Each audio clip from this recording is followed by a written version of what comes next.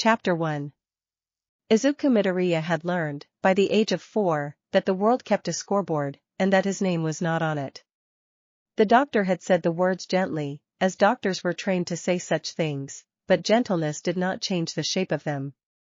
An extra joint was missing from his toe bones. There would be no Quirk. He was, in the plainest sense the modern world understood, ordinary in a way that had stopped being acceptable generations ago. He did not stop dreaming of being a hero. That was the part nobody could explain to him, least of all himself. He filled notebook after notebook with analysis of quirks he would never have, timing the way Kamui Woods bent his branches around a falling child, counting the frames between Mount Lady's crouch and her leap. His mother watched him fill those notebooks with a private, aching pride that had nowhere to go, and she never once told him to stop. By the time he was 14, the notebooks numbered in the double digits, and the world had sharpened its opinion of him into something crueler than pity. Katsuki Bakugo, who had grown from a loud little boy into a walking detonation with the same face, had appointed himself the enforcer of that opinion. It was, Izuku had come to understand, easier for some people to be furious at weakness than to be kind to it. The afternoon that changed everything began the way so many afternoons had ended before, with Bakugo and 2 of his friends blocking the narrow path along the river that Izuku used to walk home from school. Izuku had gotten good, over the years, at reading the exact angle of Bakugo's shoulders that meant this was going to be more than words. Today the angle was wrong in a new way. Today there was a 4th figure at the mouth of the path, someone none of them knew, wearing a rictus mask and moving like a puddle that had decided to stand upright. It happened fast enough that later, when UA investigators reconstructed the timeline, they would use the word instantaneous.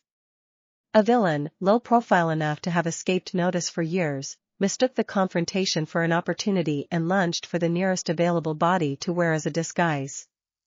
Bakugo's friends scattered. Bakugo himself, to his eternal and unspoken credit, tried to fight the thing barehanded and was flung aside like a discarded can.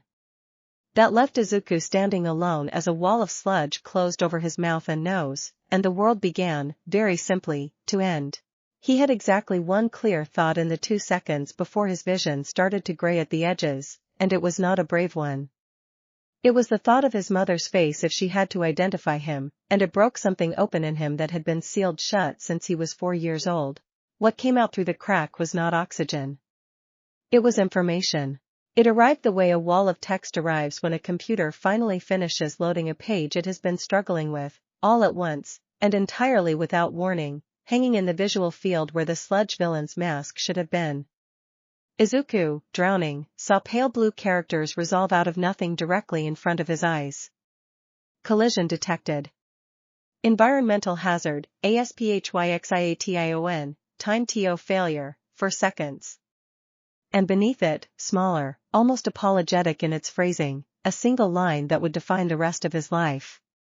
Exploit available, intangibility frame, 1 use. He did not decide to press it, because there was no button, no gesture, nothing his body knew how to do on purpose.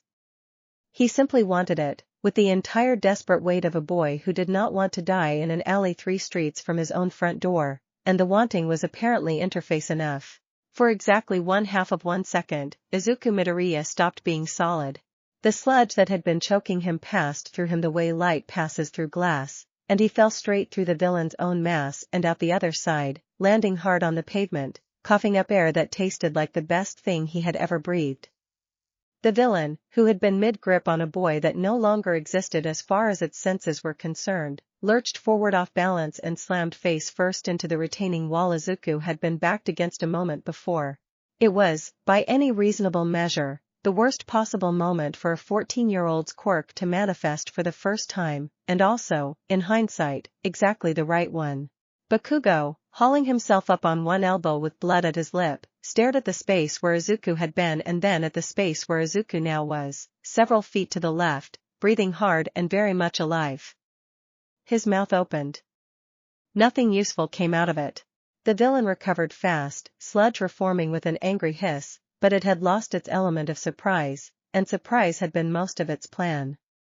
A pro-hero, drawn by the commotion and the columns of black smoke a passerby had mistaken for fire, arrived within the minute and finished the job with a well-placed gust of wind that scattered the creature across half the alley.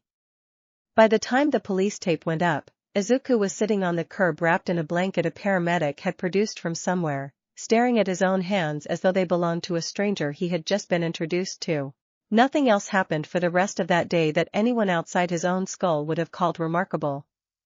He gave a statement. He thanked the hero, who ruffled his hair and told him he'd been very brave, which was kind and also completely beside the point. He walked the rest of the way home on legs that did not quite feel like his own, turning the 2 seconds over and over, trying to remember exactly what the blue letters had said and whether he had imagined them out of pure animal terror. He had not imagined them. That much became clear the moment he was alone in his room that evening, sitting cross-legged on his bed with the door locked, and thought, with the specific, half-embarrassed clarity of someone testing a joke, I wonder if I could do that again. The characters bloomed into being above his open palm before he had even finished the thought, hanging steady in the air the way a held breath hangs in cold weather, visible only, he would later confirm through careful and slightly heartbreaking experimentation, to him. Status: Quirk detected, designation unknown. User classification, late awakening. Available functions, limited. Energy reserve, low. Recommendation, rest. He read it 4 times before he trusted himself to breathe normally again. Then, very carefully, the way a boy handles a bird's egg he has found unbroken on the ground, he reached out with something that was not quite a hand and not quite a thought, and touched the word functions. A short list unfurled beneath it. Intangibility frame, level 1, half-second duration, single use per rest cycle. That was the one that had saved his life. Below it, grayed out, dozens of other entries sat locked behind small icons shaped like padlocks, their names visible but their descriptions replaced with a single teasing line each. Locked. Requires energy reserve upgrade. Requires user level 3. Requires discovery. Izuku Midoriya, who had spent 10 years believing the universe had permanently closed his file, sat on his bed with tears running freely down his face and laughed, once, a short startled sound with no bitterness left in it at all. His quirk, whatever it truly was underneath the strange language it spoke to him in, treated the rules of the physical world the way a careless programmer treated the rules of a game, as suggestions with edge cases, as systems that could be read, understood, and, if you were patient and clever and willing to accept how little you currently knew, gently, honestly exploited. He did not have super strength. He did not have fire or ice or 100 quirks stacked on top of each other. He had, as far as he could tell in that first overwhelming hour, a single half-second where the universe forgot he existed, a locked list of possibilities he could not yet touch, and a reserve of something that felt like energy but behaved like patience, currently sitting near empty. It would have been easy, later, for people to call what he had overpowered, and in certain configurations it absolutely would become that. But that first night, alone in a small apartment with his mother asleep down the hall, all Izuku Midoriya had was proof that he was not what the doctor's file had said he was, and a single word glowing faintly above his palm that he read one more time before he finally let himself sleep. Available. Chapter 2. Inko Midoriya found out 3 days later, not because Izuku planned to tell her that particular evening, but because he had gotten careless with joy. She walked into the kitchen to find her son standing on the counter, one hand braced on the cabinet, phasing his other arm through the refrigerator door up to the elbow to retrieve a pudding cup he had insisted, with a completely straight face, was simply too far back to reach normally. The pudding cup fell out of his hand. So did his composure. What followed was 20 minutes of frantic explanation, half of it in the rapid, run-on mutter he fell into when he was overwhelmed, punctuated by demonstrations that made his mother sit down heavily at the kitchen table and press both hands over her mouth, not in horror, though there was some of that too, but in something closer to disbelief that the universe had finally handed her son something back after taking so much from him for so long. They cried together for a while, the good kind of crying, the kind that comes after 10 years of a smaller, quieter grief finally being allowed to leave the body. Then Inko, being Inko, made tea, sat her son down properly, and asked him the only question that mattered to her more than any hero ranking ever would. Did it hurt him? Was it safe? What happened if he used it too much? Izuku did not have complete answers yet, but he had enough to reassure her, and over the following weeks he gathered more, methodically, the way he gathered everything, with a notebook dedicated entirely to what he began privately calling his system, since it refused to give him a proper name of its own no matter how many times he asked it directly. The reserve, he learned, refilled with rest and grew larger the more he used and understood his abilities, the way a muscle grew stronger under careful, repeated strain rather than reckless abuse. Push it past empty and the world did not end, but he did, collapsing into an exhausted sleep that could last the better part of a day, a lesson he learned exactly once and never repeated. The intangibility frame unlocked its second use per rest cycle within 2 weeks, a discovery that arrived with a small chime only he could hear and a status message that read, with what he swore was a hint of dry approval, threshold met. Function expanded. Around the same time, a second entry unlocked entirely on its own, apparently a reward for surviving a genuinely dangerous encounter rather than something he had trained toward. Checkpoint, Level 1.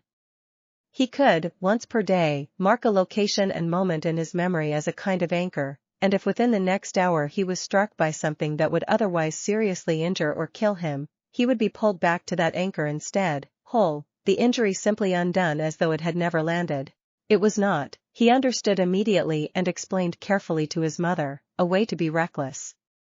The checkpoint only worked once before it needed to reset, it only covered a single hour, and it did nothing at all for the fear or the memory of the moment itself, which still happened to him in every sense that mattered except the physical. He would still feel the impact. He would just wake up standing where he had stood an hour before, uninjured, with the knowledge of exactly how close he had come sitting cold in his chest. His mother made him promise, with the particular fierceness she reserved for things she could not bear to lose twice, that he would treat that checkpoint as a last resort and not a permission slip. He promised, and meant it, and mostly kept the promise for the rest of his life, though not always. Training, in those early months, looked less like the punishing physical regimens he had once imagined and more like careful, patient conversation with a machine that only spoke in results. He learned that the system responded to genuine understanding rather than brute effort, that a function unlocked faster when he grasped why it worked and not merely that it did. He spent hours in the small local park at odd times of night, quietly testing the intangibility frame against tree branches, against the spray of a sprinkler, against, once, memorably and with his mother's reluctant permission, the very edge of a punch from a retired pro boxer his uncle knew, just to understand exactly how much force the half-second could shrug off before it stopped mattering. He discovered, almost by accident, a third function during one of those late sessions, standing in the dark with his notebook balanced on his knee. He had been staring so hard at a locked entry labeled resource duplication that his eyes had started to water, and in a moment of frustrated, exhausted focus he had simply asked the system, out loud, why it wouldn't open. The answer that came back was not the padlock icon he expected. It was a single new line of text, plain and almost gentle. Function requires a second person's consent to activate upon. This system does not permit unilateral action against others' material property or person without consent or clear just cause. Izuku sat with that line for a long time. Later, when he tried to explain it to his mother, he fumbled for the right words and eventually landed on the ones that stuck with him for years afterward. It's not a cheat code for anything I want, he told her. It's more like it already decided what kind of person it's willing to help me be.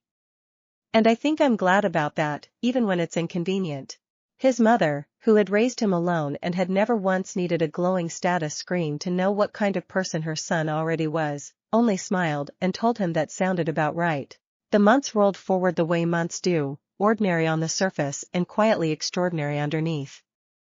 He kept his ability almost entirely to himself, sharing it with no one at school, not even the handful of quiet acquaintances he had, because he had learned young and painfully what it cost to be visibly different in either direction, weak or suddenly strong. What he did share, eventually, in careful and deliberate stages, was with Bakugo, of all people, in a conversation neither of them ever fully repeated to anyone else. It happened on the anniversary, almost to the week, of the alley. Bakugo cornered him again, not with fists this time but with words, demanding to know what the hell had actually happened that day, why Izuku had vanished and reappeared like something out of a glitched video game, why he'd never said a word about it since. Izuku, who had spent a year building up something that might loosely be called courage, told him. All of it. The blue letters. The half-second. The locked list waiting to be unlocked. Bakugo listened with his arms crossed and his jaw tight, and when Izuku finished, he didn't sneer, didn't explode, didn't do any of the things Izuku had braced for. He just said, quietly, that it figured Deku would get a quirk that worked exactly like the kind of unfair boss strategy he used to complain about in games when they were kids, and then he walked away without another word, which from Bakugo, Izuku understood, was as close to a truce as he was going to get for the foreseeable future. It wasn't friendship. Not yet, maybe not ever in the way it once might have been.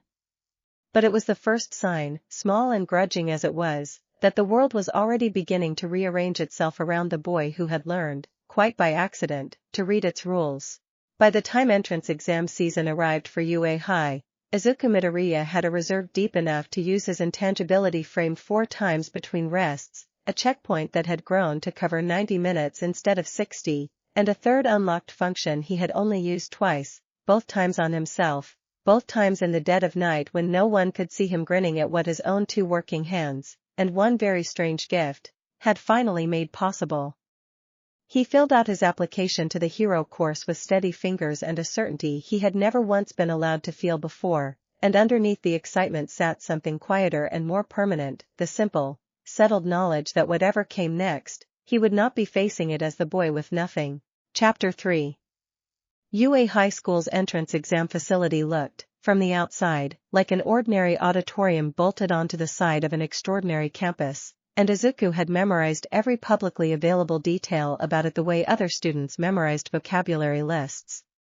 Present mix booming introduction over the speakers washed over a sea of nervous applicants, most of them clutching quirks that had announced themselves at 4 years old the way nature intended, and Izuku sat among them with his notebook closed in his lap for once, because everything he needed today was already written somewhere he could not lose it. The written portion he handled without difficulty, the same steady competence that had carried him through every academic test of his life.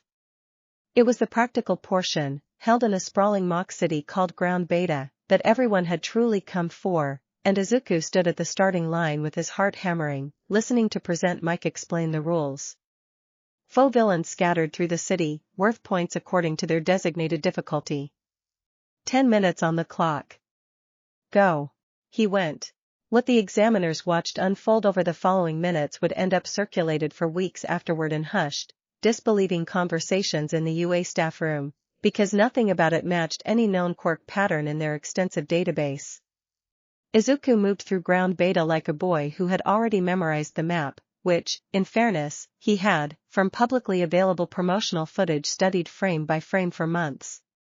He took down a 1-pointer with a shoulder check, then simply ran directly through the raised arm of a 2-pointer as it swung to intercept him, his body flickering translucent for half a second before solidifying on the other side, already 3 strides further into the course before the villain robot's arm finished its swing through empty air. Point totals climbed. So did whispers among the proctors watching the feed. Somebody call up his quirk registration, one of them muttered, because there's no record of anything called partial intangibility on file for that kid, and the answer that came back a moment later, that his file listed him as quirkless as recently as 14 months prior, only deepened the confusion into something closer to fascination. He was 3 minutes in, breathing hard but steady, sitting comfortably in the upper third of the point rankings, when the ground shuddered under a weight that had nothing to do with any of the point robots. The 0-pointer had not been part of the exam's original design for this run, an oversized fault in the simulation that the proctors would later apologize for at length, a maintenance error that sent the massive immobile obstacle rolling forward through a section of the course it should never have entered. Students scattered from its path in every direction, screaming, and Izuku, sprinting alongside them, saw the exact moment it mattered. A girl with short brown hair and pink cheeks had stumbled, ankle twisting badly beneath her on a chunk of broken pavement, directly in the shadow the 0-pointer's advancing bulk was about to fall across. There was no time for calculation. There rarely was, in the moments that counted most, and Izuku had learned by now not to fight that fact but to trust the part of himself that moved before his conscious mind finished catching up. He was already running toward her rather than away, and the system, which had never once failed to answer him at the moment he needed it most, opened a status window in the corner of his vision without being asked. Rescue opportunity detected. Checkpoint available. He set the checkpoint 3 strides before he reached her, marking the spot, the moment, the whole fragile arrangement of the world exactly as it stood, and then he grabbed her under the arms and hauled with everything his ordinary, unenhanced muscles had, throwing them both clear as the zero-pointer's colossal foot came down where she had been lying a half-second before. It wasn't enough. The impact caught his trailing leg anyway, a glancing blow that should have shattered bone, and for one white-hot instant the world went entirely to pain and noise. Then it didn't. It simply reset, gentle as waking from a dream, and Izuku found himself standing 3 strides back exactly where he had been a moment before, the girl still stumbling on her twisted ankle, the zero-pointer still bearing down, everything as it had been except for the fresh, cold knowledge in his chest of exactly how close that had come. He did not hesitate a second time. He grabbed her, adjusted his angle by the width of a hand, and threw them both clear with room to spare, the zero-pointer's foot slamming down a full body length behind them. They lay in a heap of dust and adrenaline for a long moment before the girl pushed herself up on her elbows, staring at him with wide brown eyes. "Thank you," she managed, breathless, "you saved my life," and then, because apparently even in the middle of an entrance exam some part of her mind was still doing math, "Wait, weren't you just standing somewhere else a second ago?" Izuku, scrambling upright and offering her a hand, gave the answer that would become, in its way, the first true public description of his quirk, though neither of them knew it yet. "It's complicated," he said, helping her to her feet with a shaky, apologetic smile, "but I promise I'm not a ghost." She laughed despite herself, a startled, genuine sound, and told him her name was Ochako Uraraka, and that she owed him one, and then the exam's remaining minutes ticked away around them in a blur of collected points and shared, wordless glances every time their paths crossed again through the ruined mock city. Neither of them scored the highest raw point total that day. That distinction went, as it always seemed to a green-haired boy nobody had expected, whose total climbed even further after the results were finalized, because UA's practical exam, unbeknownst to the vast majority of applicants, awarded hidden rescue points for exactly the kind of selfless action Izuku had performed twice in the space of 90 seconds.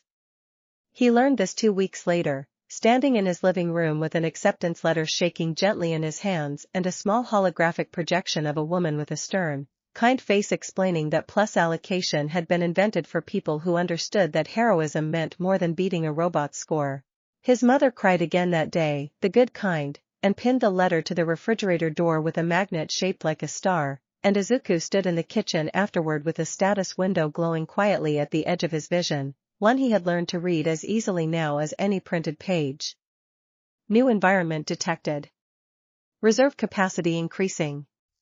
And beneath that, smaller, almost like a private joke between him and whatever strange intelligence had decided to grow up alongside him, a single fresh line.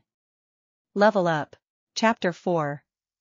Class 1A's homeroom on the first morning of the school year was, by any objective measure, chaos barely contained by architecture.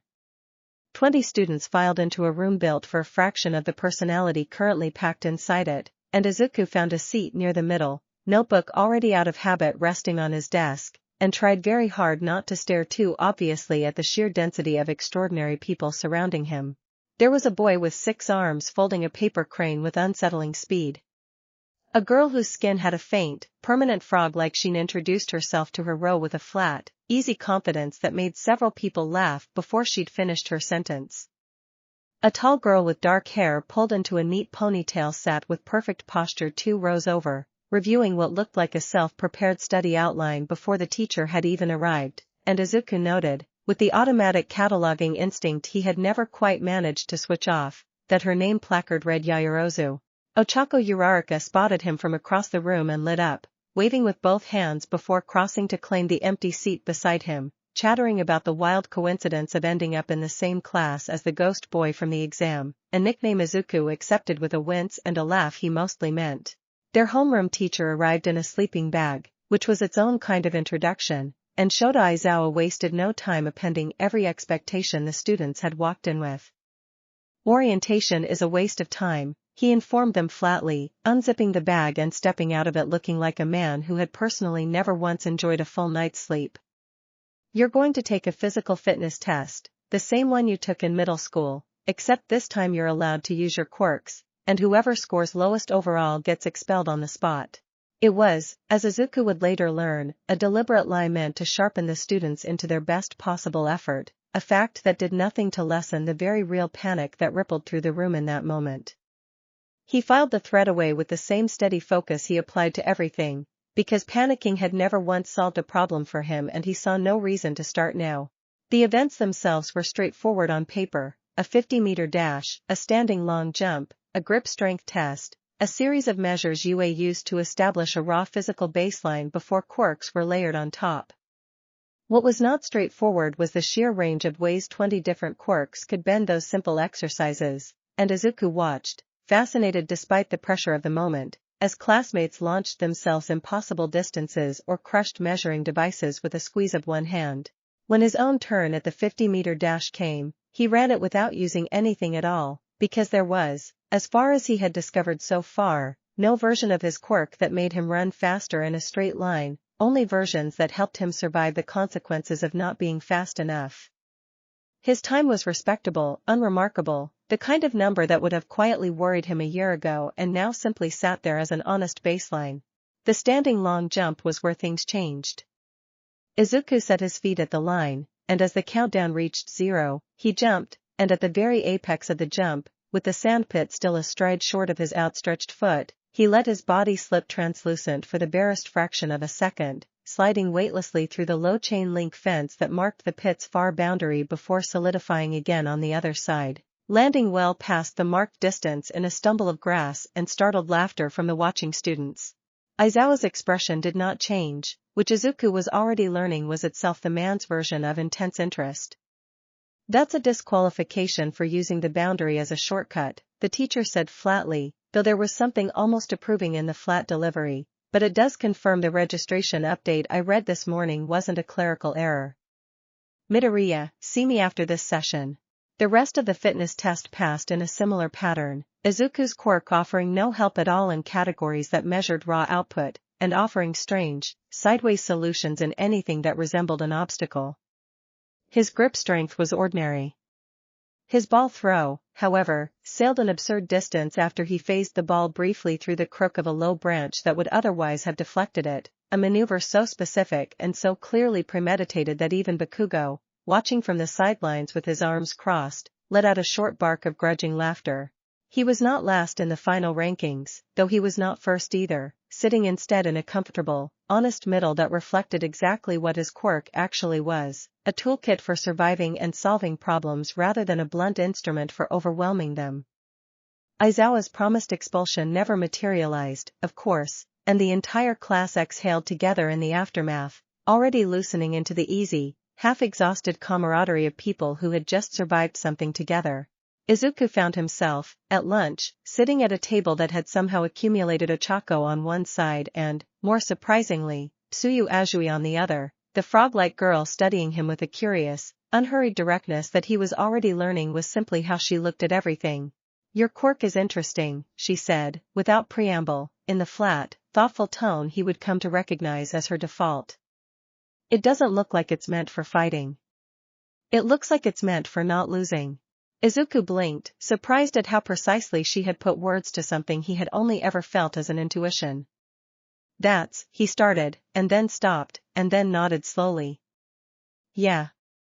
I think that's exactly right, actually. Tsuyu considered this with the same unhurried care, then said that she thought it suited him, which from her, Ochako informed him later with a grin, was practically a standing ovation. Yaoyorozu drifted over partway through the period as well, drawn by the description Ochako had given her of the long jump, and asked a series of careful, genuinely curious questions about the mechanics of his intangibility that Izuku found himself answering at length, delighted in a way he had rarely been delighted before to have someone else who wanted to understand the rules underneath a thing rather than simply marvel at the result. By the end of that first day, walking home under a sky gone soft orange at the edges, Izuku found himself smiling for no particular reason he could name aloud, though if he had tried, it would have had something to do with a status window that had quietly appeared in the corner of his vision sometime during lunch, one he had chosen, that day, not to examine too closely, because it did not describe an ability or a threshold or a locked function. It simply read, in small, steady letters that faded after a few seconds on their own, bond formed, and beneath it, 3 names, and Izuku found that for once he did not need the system to tell him what to do with that information at all. Chapter 5. The field trip to the USJ was billed, on the class schedule Izawa handed out with characteristic brevity, as a rescue training exercise, and Izuku had spent the previous evening reading everything publicly available about the facility's specialized zones with the same thorough enthusiasm he applied to any new hero-related information. What none of that reading prepared him for was the moment, less than 10 minutes into the tour, when the air above the central plaza began to warp and curdle into a churning black portal, and a wall of villains began stepping out of it like they owned the ground beneath their feet.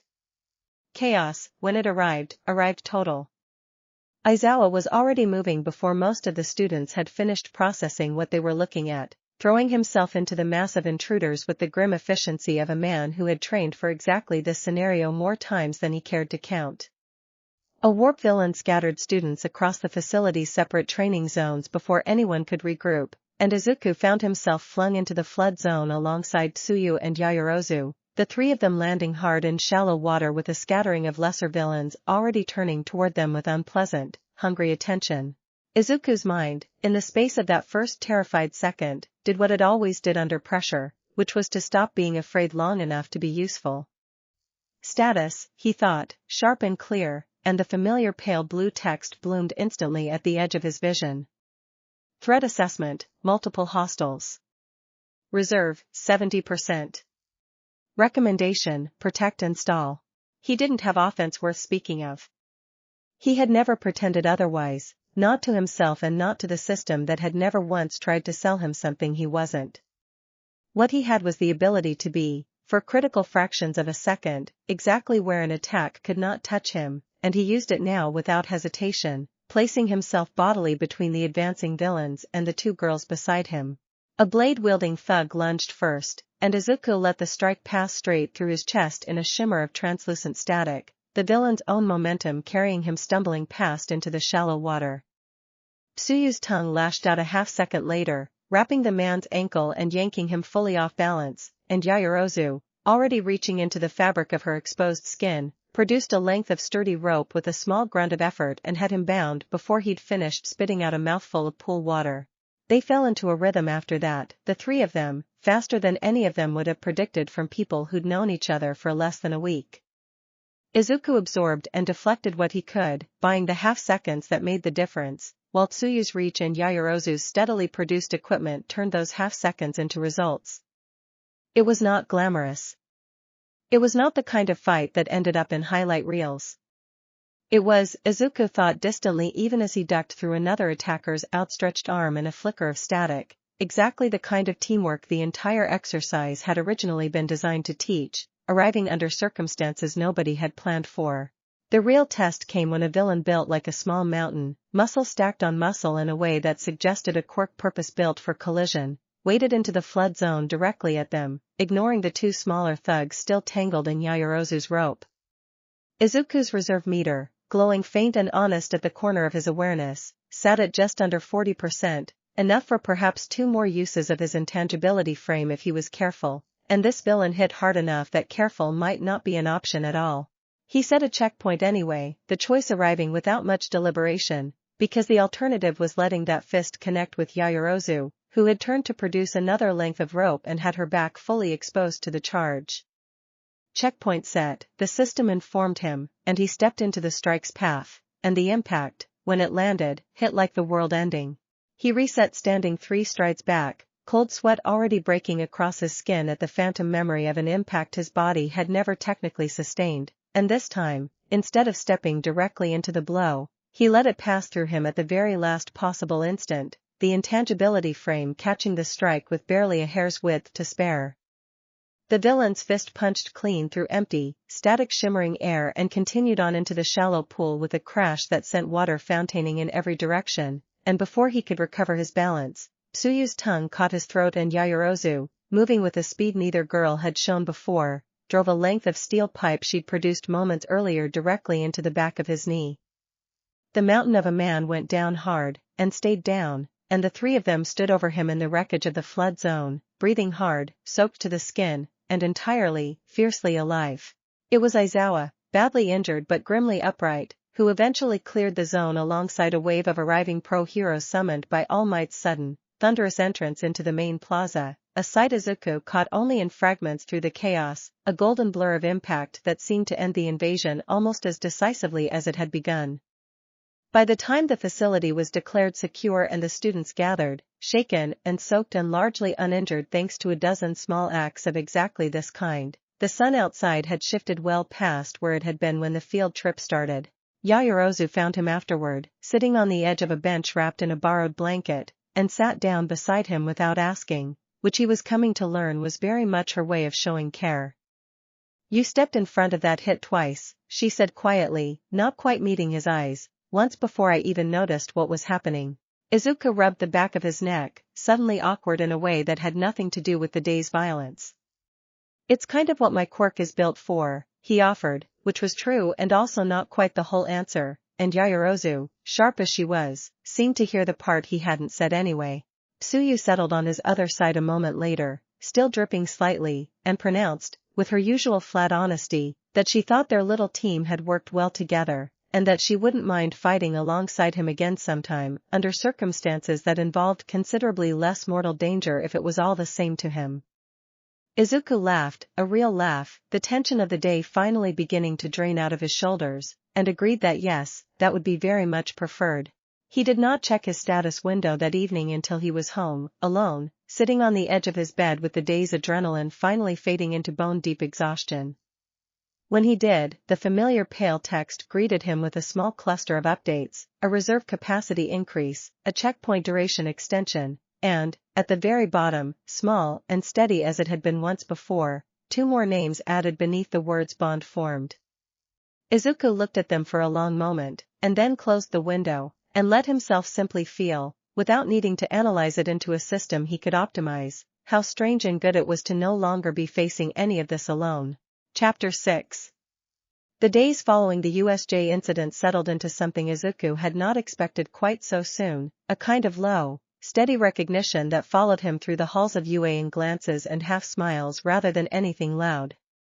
All Might himself, still favoring one side where his ribs had taken damage during the fight, pulled Izuku aside during a quiet moment between classes to tell him, in his booming public voice dropped down to something private and sincere, that he had heard the full account of the flood zone from Aizawa, and that whatever this quirk of his truly was underneath its strange interface, the choices he'd made with it were the part that mattered most. Izuku carried that conversation with him for days, turning it over the way he turned over everything, and found that it settled something in him that had been unsettled since the diagnosis at 4 years old.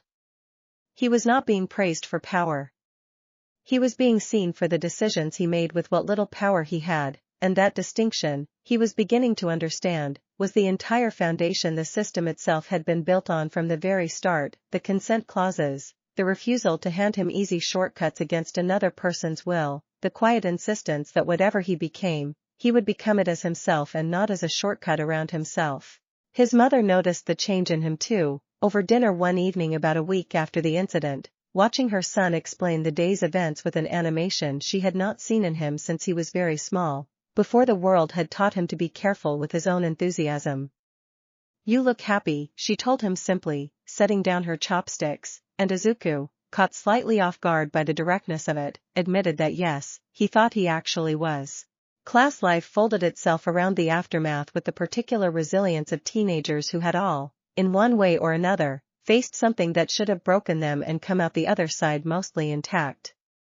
Ochako made a habit of claiming the seat beside him most mornings now without any pretense of it being coincidental, and had taken to bringing him small snacks from the corner store near her apartment, insisting each time, with a faint blush she pretended not to notice herself wearing, that it was simply repayment for the entrance exam and nothing more, a debt that seemed to have no clear ceiling on how it could be repaid. Tsuyu had adopted the habit of eating lunch at his table as a matter of course rather than choice, contributing to conversations with her usual blunt, thoughtful observations, and once, memorably, informing the table at large that she had decided Izuku's quirk was the most interesting one in the entire class specifically because it seemed built around protecting people rather than defeating them, a distinction she clearly considered important and that Izuku found he agreed with completely. Yaoyorozu, for her part, had begun seeking him out during study periods with a series of increasingly detailed questions about the exact mechanics of his ability, questions that eventually evolved into genuine collaborative brainstorming about how a support item might someday be engineered to visualize the kind of information his system fed him directly, a project neither of them had any particular urgency about completing but that gave them an easy, comfortable reason to sit together for an hour after classes most days, notebooks open, heads bent close over shared diagrams. None of it had a name yet, not in any way Izuku would have dared to say out loud. He was 15, freshly enrolled in the most demanding school in the country, still learning the exact shape and limits of a quirk that had only existed for a little over a year, and he had exactly zero practical experience with anything resembling romance beyond the vague, embarrassed daydreams every teenager carried privately and told no one about. What he did have, increasingly, undeniably, was a small and growing collection of people who had chosen, each in their own way and for their own reasons, to stand a little closer to him than they stood to most others, and a quiet, steady status window that occasionally, gently, without any pressure attached to it at all, marked the moments when that closeness deepened into something the system itself seemed to consider significant enough to note. Aizawa called a special assembly of the class on a Friday afternoon 2 weeks after the USJ incident, and announced, with his usual flat delivery that did nothing to dampen the immediate wave of excited chatter it produced, that the UA Sports Festival was approaching, the single largest public event on the entire school calendar, broadcast nationwide, watched by millions, and attended in person by nearly every pro-hero agency scouting for future talent. It's the biggest opportunity most of you will ever get this early in your careers, Aizawa told them, scanning the room with his characteristic tired intensity. Use it well. Izuku sat with that information settling into his chest alongside everything else the past 2 weeks had given him, the recognition, the friendships, the deepening understanding of exactly what his strange, honest quirk could and could not do. That evening, alone in his room, he opened his status window one more time before sleep, half out of habit and half out of the quiet satisfaction he still hadn't grown tired of feeling, and found a new line waiting for him beneath the usual reserve capacity readout, one he had not seen before and would come to see many times again in the months and years ahead. New challenge detected. Prepare. Izuku closed the window, turned off his light, and lay in the dark with a small, steady smile on his face, thinking not of glory or of rankings or of the millions of eyes that would soon be watching him step onto a stadium field for the very first time, but of 3 names that had appeared, one after another, beneath 4 simple words that had changed the shape of everything without him ever needing to ask for them. Whatever came next, he understood now, with a certainty that no locked function or hidden threshold had ever needed to teach him, he would not be facing it alone, and for a boy who had spent 10 years certain the world had no place for him at all, that was worth more than any power the system could ever unlock. Chapter 7. The morning of the sports festival arrived with a clarity of sky that felt almost mocking in its cheerfulness, given the knot of nerves sitting in Izuku's stomach as he stood in the tunnel beneath the main stadium alongside the rest of Class 1A. Beyond the tunnel mouth, the roar of a crowd numbering well into the tens of thousands rolled and echoed like surf, a sound unlike anything he had ever stood this close to before, and he found himself running through his mental checklist of thresholds and reserve capacity one more time, less for the information itself, which he already knew cold, and more for the comfort of the familiar ritual. Ochako, beside him, bounced once on the balls of her feet and grinned over at him with a determination that did nothing to hide the same nerves he was feeling. "This is it," she said. "No holding back today, right?" "No holding back," he agreed, and meant it, though what holding back would even mean for a quirk built the way his was remained an open question he expected the festival itself to help answer. Present Mick's voice tore through the stadium as the tunnel opened onto the field, introducing Class 1A to a crowd that had, until this exact moment, mostly known them only as an abstract collection of promising names. The obstacle race, first event of the day, sprawled ahead of them across a course designed with deliberate, gleeful cruelty, a field of enormous robots left over from the entrance exam blocking the first stretch, followed by a minefield, followed by a canyon crossed only by a scattering of narrow stone pillars with sheer drops between them. The starting cannon fired, and 400 students surged forward in a single overwhelming tide.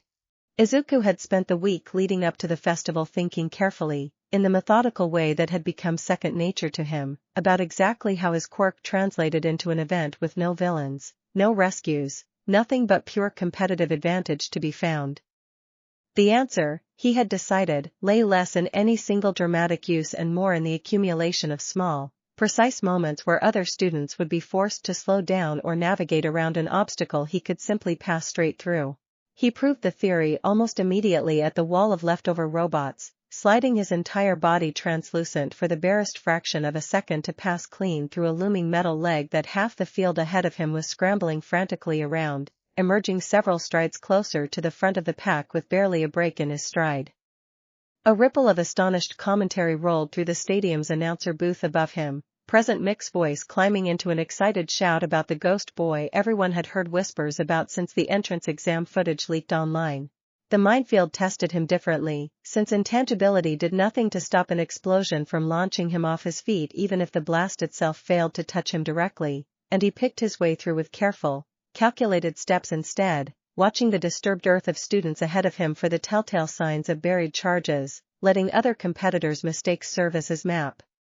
He lost ground here to Bakugo, who simply detonated a controlled path directly through the minefield with contemptuous efficiency, and to a scattering of faster competitors, but he held his position solidly inside the front third of the field, which for a boy who had been quirkless barely 2 years earlier felt like its own kind of victory. It was the canyon crossing that produced the moment the sports networks would replay for weeks afterward.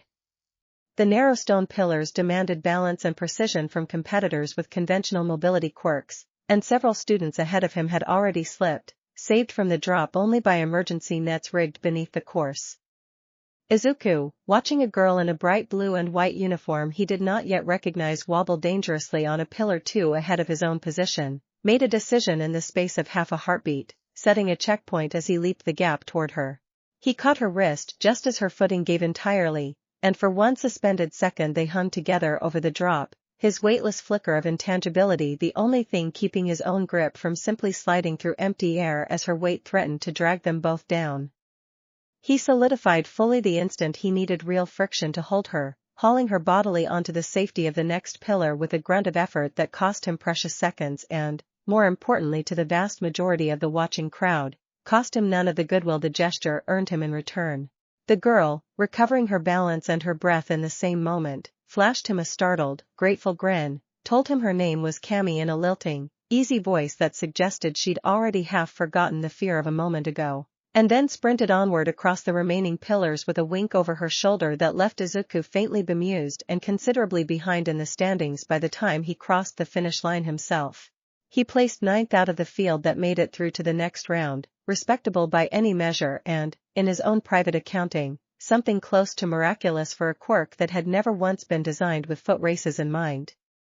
Present Mike, still buzzing from the pillar rescue, spent a solid 30 seconds of commentary praising what he called the single classiest maneuver of the entire obstacle course, a phrase that would follow Izuku through hero forums and message boards for months to come. Chapter 8. The second event, a cavalry battle scored by the exact point total each competitor had earned in the obstacle race, introduced its own particular chaos the moment Present Mike announced that Izuku's modest but respectable point total made him worth a comfortable, unremarkable bounty, low enough to avoid becoming an immediate target and high enough that a handful of sharp-eyed competitors clearly clocked him as a useful piece to recruit for their own teams. He ended up forming a cavalry with 2 second-year students he barely knew and, to his considerable surprise, Itsuka Kendo from Class 1B, whose quirk let her enlarge her fists to formidable proportions and whose steady, good-humored leadership organized their small team with an efficiency Izuku found himself grateful for almost immediately.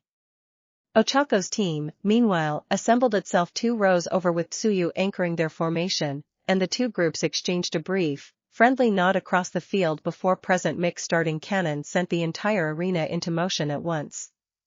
15 minutes of controlled chaos followed, headbands snatched and traded and lost across the churning field, and Izuku spent most of it doing exactly what his quirk suited him for, serving as the team's rear guard, phasing through grasping hands that reached for their own headband and using the half-second windows to pluck opposing bands from careless competitors who had not yet learned to be wary of him. It was, he reflected afterward, the single most fun he had experienced in the entire festival, a kind of playful, low-stakes application of everything he had spent 2 years learning to use in life or death circumstances instead. Their small team finished solidly in the middle of the pack, comfortably advancing into the one-on-one tournament that would occupy the remainder of the day, and Izuku found himself standing in the results tunnel afterward next to Kendo, who clapped him on the shoulder with more force than he expected and told him, with genuine warmth, that she hoped their paths crossed again sometime outside of a competition, because she'd meant it when she said his instincts for teamwork were sharper than most people gave Quiet Quirks credit for. The tournament bracket, posted a short while later on a massive display above the stadium, sent a fresh jolt of nerves through Izuku's chest the moment he found his own name. His first match placed him directly against Yaoyorozu. They found each other in the contestant waiting area before the match, and the conversation that followed carried none of the awkwardness either of them might have expected. "I don't want this to be strange," Yaoyorozu told him plainly, arms crossed, chin lifted with the same steady confidence she carried into every academic challenge, "but I also don't intend to hold back, because I don't think you'd respect it if I did." Izuku, who had spent the walk to the waiting area turning over exactly the same worry, found himself grinning at how precisely she had named it.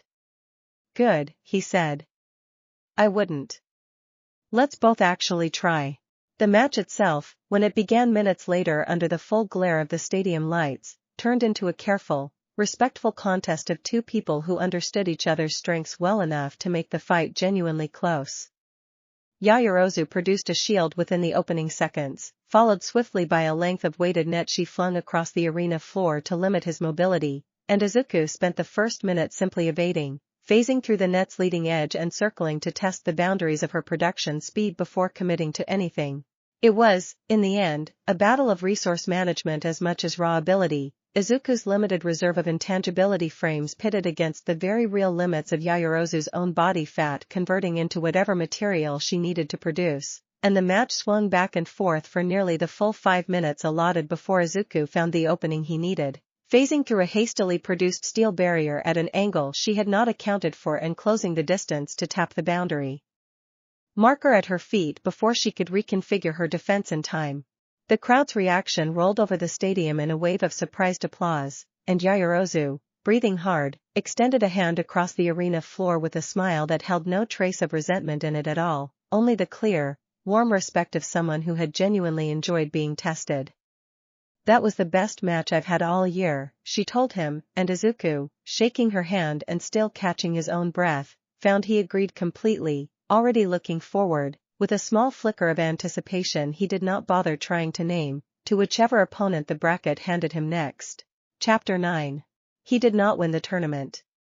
That distinction went, in the end, to Bakugo, who fought his way through the bracket with an intensity that left no doubt in anyone's mind why the top agencies had circled his name since the first event of the day, defeating Izuku in the quarter-final round through sheer overwhelming force after a match that pushed Izuku's reserve down to its final careful reserves and asked more of his checkpoint threshold than any encounter since the USJ. The loss stung, the way any honest loss stings, but it carried none of the old bitterness that used to color every comparison between the two of them.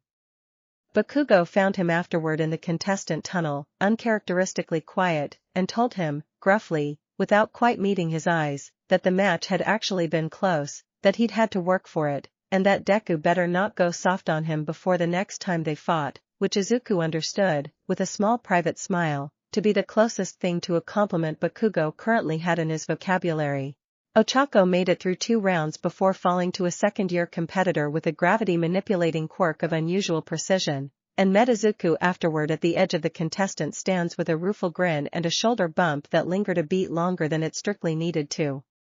Tsuyu advanced further than either of them, her calm, adaptable style carrying her all the way to the semi-final before a narrow defeat, and Yaoyorozu, despite the loss to Izuku, was approached by no fewer than 3 separate agency representatives before the closing ceremony even began, her performance against him apparently having done more for her scouting prospects than a win would have. By the time the sun dropped low enough to paint the stadium in long gold light, and the closing ceremony's medal presentations wrapped up with Bakugo standing stiffly atop the first-place podium, refusing to smile even as the crowd's roar of approval washed over him, Izuku stood among his classmates in the field below feeling something he had not expected to feel at the end of a day that had, on paper, ended in a loss.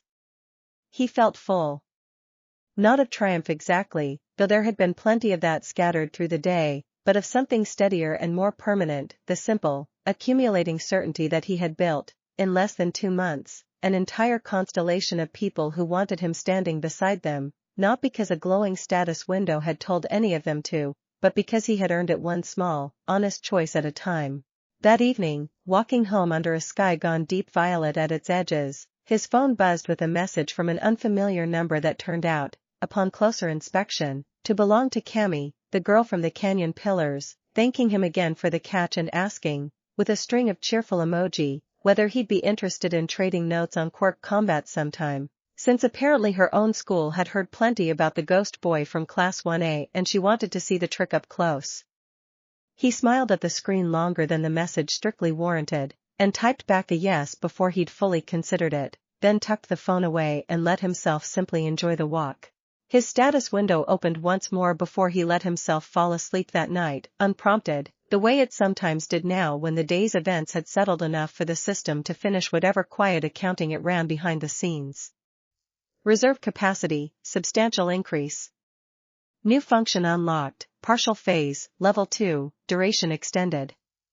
Checkpoint threshold, extended to 2 hours. And beneath all of it, in the same small, steady letters he had come to look forward to more than any other line the system ever produced, one final entry that closed the day the way it had closed so many others in recent memory. Bond formed. Izuku Midoriya set his phone on the nightstand, turned off the light, and lay in the dark of his room with the quiet, settled contentment of a boy who understood, finally and completely, that the world had never truly closed its file on him at all. It had simply been waiting, patient as a locked function behind a padlock icon, for him to become ready to unlock it himself.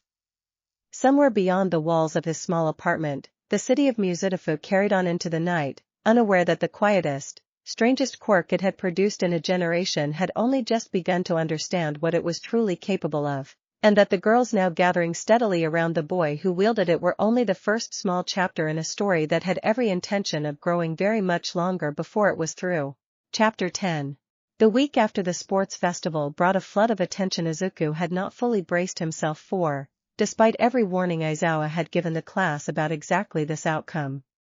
His phone, an old hand-me-down model he had never once expected to be useful for anything beyond texting his mother, began filling with formal internship inquiries from agencies he recognized from a decade of careful study, several of them explicitly citing the Canyon rescue and the USJ incident rather than his tournament placement as the reason for their interest. He sat at the kitchen table one evening with the offers spread out in front of him like a hand of cards he had never expected to be dealt, and his mother, setting down a plate of dinner beside him, read over his shoulder with an expression caught somewhere between pride and quiet disbelief. "You could pick any of these," she said, and Izuku, staring at the list, found himself agreeing that yes, apparently he actually could. He did not pick the flashiest name on the list, the offensive powerhouse whose agency handled the kind of headline-grabbing captures that dominated evening news broadcasts. He picked, instead, a mid-sized rescue and disaster response agency run by a hero named Edgeshot, a man known less for spectacle than for a quiet, precise professionalism that had always struck Izuku, in the years he'd spent studying every pro-hero's public record, as the closest existing template for what his own quirk was actually built to do. Ochako, when he told her his choice the following morning, lit up with an enthusiasm that made him laugh. "That's perfect for you," she said, bumping his shoulder with hers as they walked toward homeroom. "I picked one of the bigger names because I still need the exposure, but honestly, watching you decide that felt like watching you finally admit out loud what your quirk's actually for." Tsuyu, overhearing from a few steps behind, offered her own flat, considered agreement, noting that a rescue-focused agency would probably teach him more about controlled deployment of his checkpoint function than any combat-oriented placement ever could, a point Izuku found himself turning over with growing appreciation for how precisely she always seemed to identify the useful angle of any situation. Yaoyorozu's own internship placement, announced later that same week, took her to a support-minded hero collective specializing in disaster logistics, and the two of them spent a full lunch period comparing notes on their respective placements with the same easy, collaborative energy that had defined their study sessions since the first week of school. Yaoyorozu sketching a rough diagram of the kind of field data recording device she thought might genuinely help him track his reserve capacity in real time during high-pressure deployments.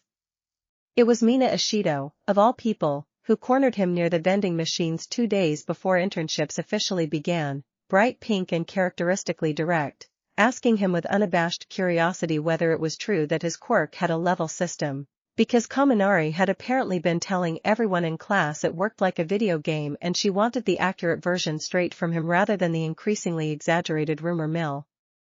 Izuku found himself explaining the basics with more enthusiasm than he expected, and Mina, listening with genuine fascination rather than the polite disinterest he half-braced for, told him at the end of it that she thought it was the coolest thing she'd heard all semester, a declaration made with such open, easy warmth that Izuku spent the rest of the walk home turning it over with a small, private smile he couldn't quite explain even to himself. By the time the week ended and internship placements finalized across the entire class, Izuku stood in his room packing a small bag for his first week at Edshot's agency, his status window glowing faintly at the corner of his vision with a message that had appeared unprompted the moment he finished folding his hero costume into the bag. New environment pending. Reserve growth potential, significant. And beneath it, in the smaller, steadier text he had grown to trust completely over the past 2 years, a single line that felt, this time, less like a system readout and more like a promise. Prepare for what comes next. Bakugo, passing him in the dormitory hallway that same evening with his own bag already slung over one shoulder, paused just long enough to ask, gruffly and without quite meeting his eyes, where Izuku had ended up placing, and when Izuku told him, Bakugo grunted something that might have been approval before adding that a rescue agency suited him better than anything flashier would have, a compliment so uncharacteristically direct that Izuku spent several minutes after Bakugo had gone turning it over with quiet, surprised satisfaction. Chapter 11. Edshot's agency operated out of a converted warehouse on the eastern edge of the city, unglamorous from the outside and, Izuku discovered within his first hour, meticulously organized within, every piece of equipment labeled and positioned with the same economy of motion the hero himself was famous for in the field. Edshot met him at the door personally, a lean, quiet man whose folding Quirk let him compress his own body into impossibly thin configurations, and looked Izuku over with an assessing, unhurried gaze before speaking. I read the full incident report from the USJ, Edshot said, without preamble, in a voice pitched low enough that Izuku had to lean slightly to catch every word. Most people who fight villains are trying to win. You were trying to make sure 2 other people didn't lose. That's a rarer instinct than raw power, and it's the entire reason I accepted your application over 3 others with flashier quirks.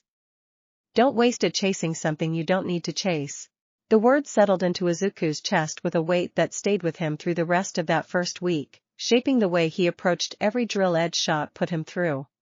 Training here looked nothing like the physical conditioning UA emphasized, focusing instead on precision, timing, and the exact split-second calculations that separated a clean rescue from a costly mistake. Edshot ran him through simulated collapse scenarios in a specially constructed rubble field, timing every checkpoint he set and every intangibility frame he deployed with a stopwatch and a clipboard, offering corrections in the same clipped, economical style he used for everything. You're setting your checkpoint too early, Edshot told him on the second day, watching a simulated ceiling section crash down where Izuku had, moments before, hauled a training dummy clear with half a second to spare. The earlier you set it, the more real time passes before it triggers, which means more can go wrong in that window that the checkpoint won't account for. Set it closer to the actual moment of risk. Trust your own reflexes to get you there. It was exactly the kind of insight Izuku had been circling toward on his own for months without quite articulating it, and he spent the rest of that session deliberately tightening the gap between setting his checkpoint and the moment of actual danger, watching his own success rate in the simulations climb with each attempt. By the end of the week, the system itself seemed to notice the refinement, a status update chiming quietly in his vision during a quiet moment on the train home.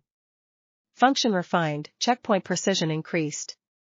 Reserve cost reduced. The real field work began in his second week, smaller-scale disaster response calls that rarely made the news but mattered enormously to the people involved, a partial building collapse after a gas leak, a multi-car accident on the coastal highway during a sudden storm, a flash flood in a low-lying residential district that required careful, methodical evacuation rather than dramatic combat. Izuku found himself, in each case, doing exactly the quiet, unglamorous work his Quirk had always been built for, phasing through unstable debris to reach trapped residents, setting careful checkpoints before wading into structurally uncertain buildings, and in the flood response, discovering an entirely new function that unlocked in the middle of the operation itself, one that let him briefly render an object he was carrying intangible alongside himself, allowing him to pull an elderly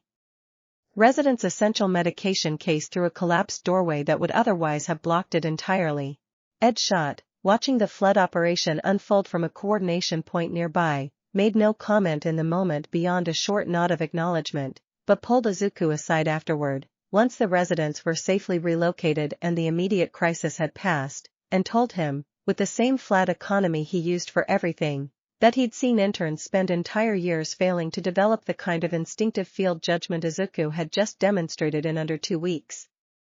"That's not something I can teach you," Ed Schott said. "That's something you already had.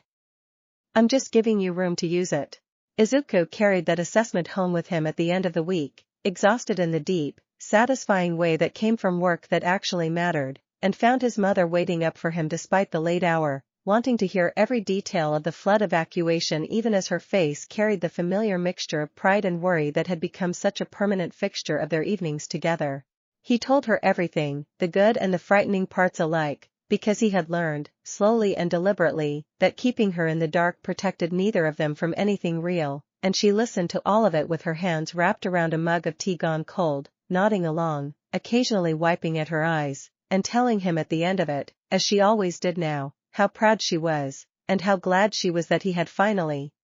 been given the chance to become exactly who he already was underneath. Chapter 12. The third week of internship placements brought Izuku, along with a rotating handful of other interns from various agencies across the city, into a joint training exercise organized between several of the smaller rescue-focused hero offices, a scenario designed to test how well young heroes in training could coordinate across unfamiliar teams under time pressure.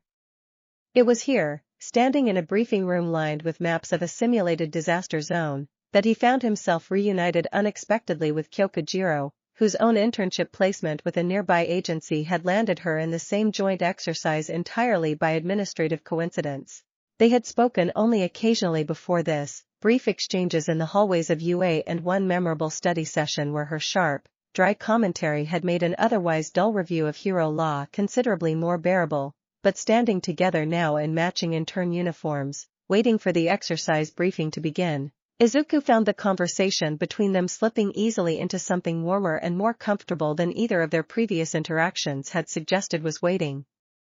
Underneath her Quirk, an ability to extend her earphone-shaped jacks and use them as both weapons and precision listening devices, paired with his own in ways neither of them had considered before the exercise forced them into the same operational team.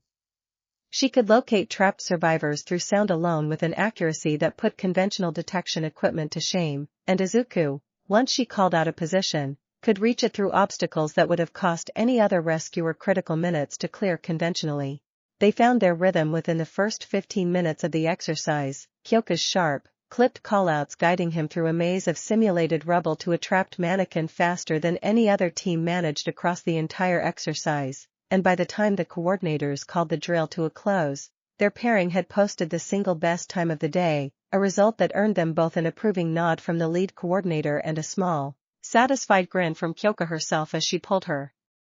jacks back into their usual resting position. That was actually fun, she admitted afterward, leaning against a supply crate while the interns waited for the debrief to begin, and there's not a lot of hero training I'd describe that way. Your quirk's weird, Midoriya. Weird in a good way, though. It's like you're playing a completely different game than everyone else and somehow that makes you better at the parts that actually matter. Izuku, unused to hearing his ability described with quite that much easy affection, found himself fumbling slightly for a response before settling on a simple, honest thanks, and Kyoka, apparently satisfied with that, spent the remainder of the debrief period sitting comfortably beside him, offering sharp, funny commentary on the other team's performances that had him laughing more than he had in weeks. The exercise's final segment, a coordinated multi-team scenario simulating a genuine large-scale disaster response, gave him one more chance to test the boundaries of what his quirk could do under pressure, and it was during a tense stretch of that final drill, working to extract a trapped simulated survivor from beneath a partially collapsed support beam, that a new function unlocked entirely without warning, one he had not seen listed anywhere on his previous status readouts. Shared frame, level 1. Discovered upon a genuine, willing act of trust extended by another person during a moment of shared risk. He did not fully understand the mechanics of it until he tried, on instinct, to pull Kyoka through a narrow gap in the rubble alongside himself during a simulated secondary collapse, and found, to his own considerable surprise, that his intangibility extended to cover her as well, both of them passing cleanly through debris that should have separated them entirely. The system's explanation, when he checked it later that evening, was characteristically brief but carried, he thought, a weight that went beyond its usual clinical phrasing. Function requires genuine mutual trust to activate. Cannot be forced or assumed. Unlocked through demonstrated connection. Kyoka, once the exercise ended and he explained what had happened, went uncharacteristically quiet for a moment, turning the idea over with the same careful attention she gave to composing music, before telling him, with a small, genuine smile that softened her usual sharp edges considerably, that she was glad it had been her, and that she wouldn't mind being on his team again sometime, exercise or otherwise. Izuku walked home that evening with a lightness in his chest that had nothing to do with any function or threshold the system had ever measured, and a status window that had, by now, become as familiar and welcome a sight as any friend's face, quietly noting one more line beneath the words he had come to look forward to most. Bond formed. Chapter 13. The trouble began, as trouble so often did, with a piece of information that should never have left a secure UA server in the first place. Izuku learned about it secondhand, 3 weeks into his internship, when Ed Shot pulled him into a private office at the agency with an expression grave enough that Izuku's stomach dropped before a single word had been spoken. There's been a data breach, Ed Shot told him without preamble, sliding a printed report across the desk. Someone accessed a portion of UA's student quirk registry, a small, targeted breach, not the kind of broad attack that grabs headlines. Whoever did it appears to have been looking for something specific, and your registration file was one of a handful flagged as accessed. Izuku read the report twice, the careful, clinical language of the incident summary doing little to soften the cold weight settling in his chest. His quirk, still officially logged under a placeholder designation because no existing quirk database category quite fit its behavior, had apparently caught the attention of someone with resources enough to breach a supposedly secure system, someone interested enough in an ability that manipulated the rules of reality itself to take a real, calculated risk in pursuing information about it. The information underground trades in exactly this kind of thing, Ed Shot continued, his voice level but unmistakably serious. Rare quirks, especially ones that don't fit known categories, draw interest from people who either want to study them, replicate them, or in the worst cases, remove them from circulation entirely so nobody else can use them against whatever plans they're running. I'm telling you this not to frighten you, but because you need to be aware of your surroundings for the next while. UA has already increased security around the dorms. I want you doing the same here. Izuku carried that conversation with him for the rest of the week, a low, persistent hum of wariness underneath everything else he did, and found himself, without quite meaning to, watching the edges of crowds a little more carefully on his commute, noting exits in every room he entered with the same automatic thoroughness he once reserved for cataloging hero quirks in his notebooks.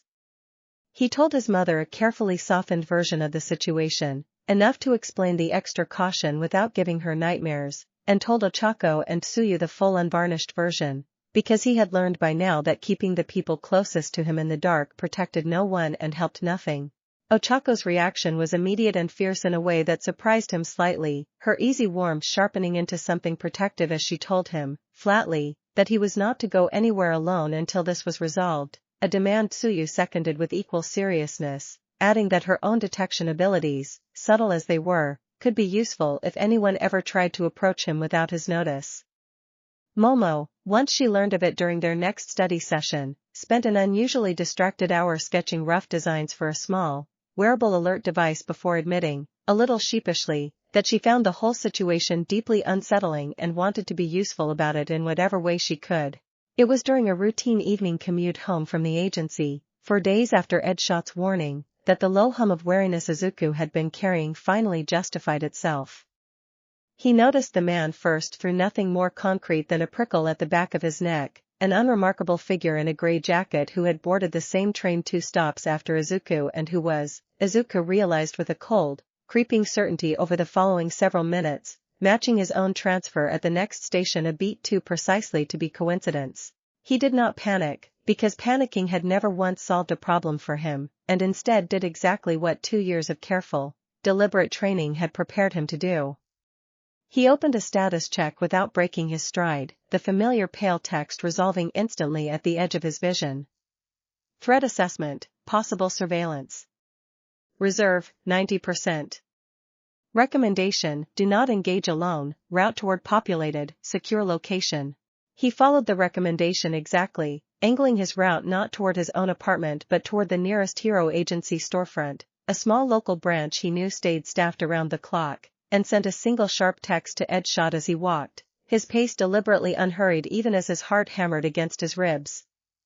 The gray-jacketed man peeled away 2 blocks before Izuku reached the agency door, vanishing into a side street with the practiced, unremarkable ease of someone who had done this kind of thing before, and Izuku stood in the warm, well-lit lobby of the agency office afterward, breathing hard, adrenaline finally catching up to him now that the immediate danger had passed, and understood, with a clarity that settled cold and certain in his chest, that whoever wanted to understand his quirk badly enough to breach UA's systems for it was not going to simply give up because one attempt at surveillance had failed. Chapter 14. The following 2 weeks passed in a state of careful, deliberate vigilance that UA's faculty took seriously enough to alter several of the class's usual routines, additional security sweeps around the dormitories, a temporary buddy system for off-campus movement, and a private meeting between Izuku, Aizawa, and a representative from the Hero Public Safety Commission that left Izuku with a small, discreet tracking device woven into the lining of his casual jacket and a much clearer understanding of exactly how seriously the adults around him were taking the threat. He hated it, in the quiet, private way he hated most things that made other people worry on his behalf, but he understood the necessity well enough not to fight it, and found, in the weeks that followed, that the vigilance had at least one unexpected benefit, drawing his small circle of friends closer together with a shared sense of purpose that felt less like fear and more like solidarity. Ochako and Tsuyu took turns walking with him between classes without ever making it feel like supervision. Momo finished her wearable alert device and presented it to him with a shy, hopeful pride that made refusing it, even if he had wanted to, entirely impossible. Kyoka, whenever their schedules overlapped, made a habit of sitting close enough during shared free periods that her jacks could pick up on anything approaching before conventional senses would notice at all. The breach's origin traced, slowly and carefully over those 2 weeks, to a small, previously unlisted information broker operating out of a warehouse district on the city's industrial fringe, a discovery made by a joint task force between UA's internal security and the Hero Public Safety Commission working the case with the kind of quiet urgency that came from knowing exactly what was at stake. Izuku learned the details in stages, through careful conversations with Aizawa and Edshot both, and understood, by the end of the 2nd week, that the broker in question had a buyer already lined up, someone willing to pay substantially for detailed information on a quirk capable of bypassing physical barriers entirely, someone whose ultimate intentions remained frustratingly unclear but whose interest alone was reason enough for real concern. The situation came to a head on a Friday evening that began, deceptively, like any other. Izuku had stayed late at Ed Shot's agency finishing a report on the week's field exercises, and was walking the familiar route back toward the train station under a sky already gone dark, flanked, per the current arrangement, by Tsuyu, whose internship schedule had aligned conveniently enough that week to make the walk a shared one rather than a solitary risk. They noticed the van before they noticed the men stepping out of it, a nondescript delivery vehicle parked at an angle that made no sense for the quiet residential street it occupied, and Tsuyu's flat, unhurried voice cut through the evening air a half-second before either of them broke into a run. "That's not good," she said, and then they were moving, three figures already closing the distance from the van's open side door with the coordinated, practiced speed of people who had planned this encounter carefully. Izuku's status window bloomed instantly into being, urgent in a way it rarely was. Threat confirmed, multiple hostiles, abduction attempt likely. Reserve, 85%. Recommendation, do not allow separation, protect secondary target. He did not have to guess who the secondary target meant.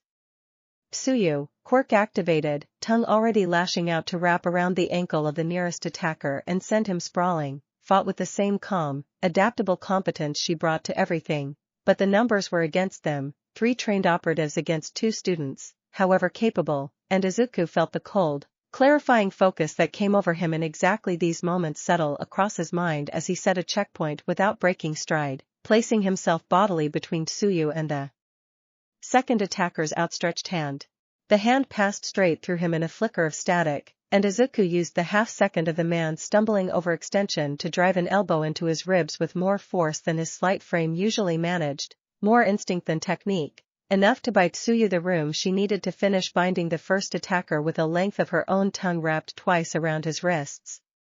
The third attacker, larger and visibly more dangerous than the other two, produced a quirk that let his fists crackle with a dull electric charge, and Izuku, watching him close the distance, understood in the same clarifying instant that a direct hit from that charge would do considerably more than knock him down. He set a second checkpoint, closer this time to the actual moment of risk exactly as Ed Shot had taught him, and let the crackling fist punch straight through empty, shimmering air, using the opening to sweep the man's legs out with a low, desperate kick that sent him crashing hard onto the pavement. Sirens, distant but closing fast, cut through the night air a moment later, Aizawa's own tracking alert having triggered the instant Izuku's device registered the confrontation, and the 3 attackers, recognizing the arithmetic of the situation had shifted decisively against them, scattered into the dark rather than risk capture, leaving Izuku and Tsuyu standing amid the wreckage of the failed attempt, breathing hard, unharmed, and very much still free. Aizawa arrived within minutes, expression thunderous in the particular quiet way that meant he was more relieved than angry, and it was Tsuyu, sitting on the curb afterward wrapped in the same kind of borrowed blanket that had become an unfortunate recurring fixture of Izuku's hero career, who finally broke the tense silence with her usual flat, thoughtful honesty. "I'm glad I was the one walking with you tonight," she said, looking over at him with something warmer than her usual calm reserve. "I don't think I could have handled hearing about this happening to you secondhand." Chapter 15. The investigation that followed moved with a speed and thoroughness that reflected exactly how seriously the Hero Public Safety Commission now treated the case, and within 4 days, working from evidence recovered at the scene alongside the earlier trail from the UA data breach, a coordinated task force identified and raided the warehouse operation behind both incidents, a modest but well-funded criminal outfit that had been quietly trading in rare quirk information for the better part of 2 years, selling to buyers ranging from underground labs to individual collectors with disturbing personal interests. The buyer who had commissioned the specific information on Izuku's quirk turned out, in the end, to be a reclusive collector with no direct villain affiliation at all, a wealthy, paranoid individual obsessed with acquiring knowledge of quirks capable of bypassing conventional security, intending, according to the confession later extracted through careful investigative work, to use the information purely for his own private defensive research rather than any active plot against Izuku himself. It was, in its own strange way, a deeply anticlimactic resolution to 2 weeks of genuine fear, and Izuku found himself sitting across from Aizawa in a quiet debrief the following week, processing the news with an odd mixture of relief and lingering unease that took him several days to fully settle. "It doesn't make what happened less serious," Aizawa told him bluntly, arms crossed in his usual weary posture. The next person interested in your quirk might not have such a mundane motive. This is going to keep happening, in one form or another, for the rest of your career, the moment your quirk becomes public knowledge in any detail. You need to build a life that can absorb that kind of attention without breaking under it. From what I've watched over the past 2 months, I think you're already well on your way to doing exactly that. The class's collective response to the resolution of the crisis arrived less as a single dramatic gesture and more as a quiet, accumulating warmth that Izuku found himself grateful for in ways he struggled to fully articulate. Ochako organized, without asking his permission first, a small gathering in the dorm common room the following weekend, framed loosely as a study session but transparently, to everyone including Izuku, an excuse for the class to simply be together in the aftermath of 2 frightening weeks.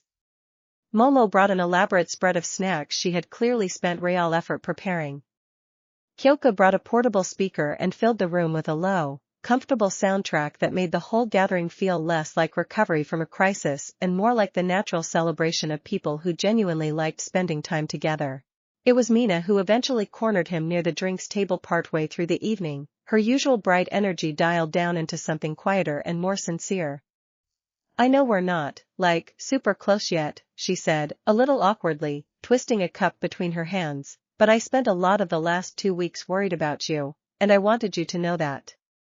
You matter to this class a lot more than I think you realize sometimes." Izuku, caught off guard by the sincerity of it, found himself thanking her with more feeling than he expected, and the two of them ended up talking for the better part of an hour, Mina peppering him with genuinely curious questions about the mechanics of his quirk that mirrored, in their own bright, energetic way, the same careful curiosity Yaoyorozu had shown him months earlier, and Izuku found himself, not for the first time that year, marveling privately at how many different, wonderful ways a person could choose to care about someone else. His status window opened quietly toward the end of the evening, unprompted, as he stood near the window watching his classmates laugh and talk in the warm light of the common room. Reserve capacity, substantial increase. Threat resolved. And beneath that, the line he had come to treasure above every other function or threshold the system had ever offered him, appearing once more, steady and certain. Bond formed. Tsuyu found him there a few minutes later, drink in hand, and settled beside him at the window with her usual unhurried calm. "It's strange," she said, looking out at the same warm scene he'd been watching, "how something frightening can end up making everyone closer instead of pulling them apart. I don't think I'd change any of it, even the scary parts."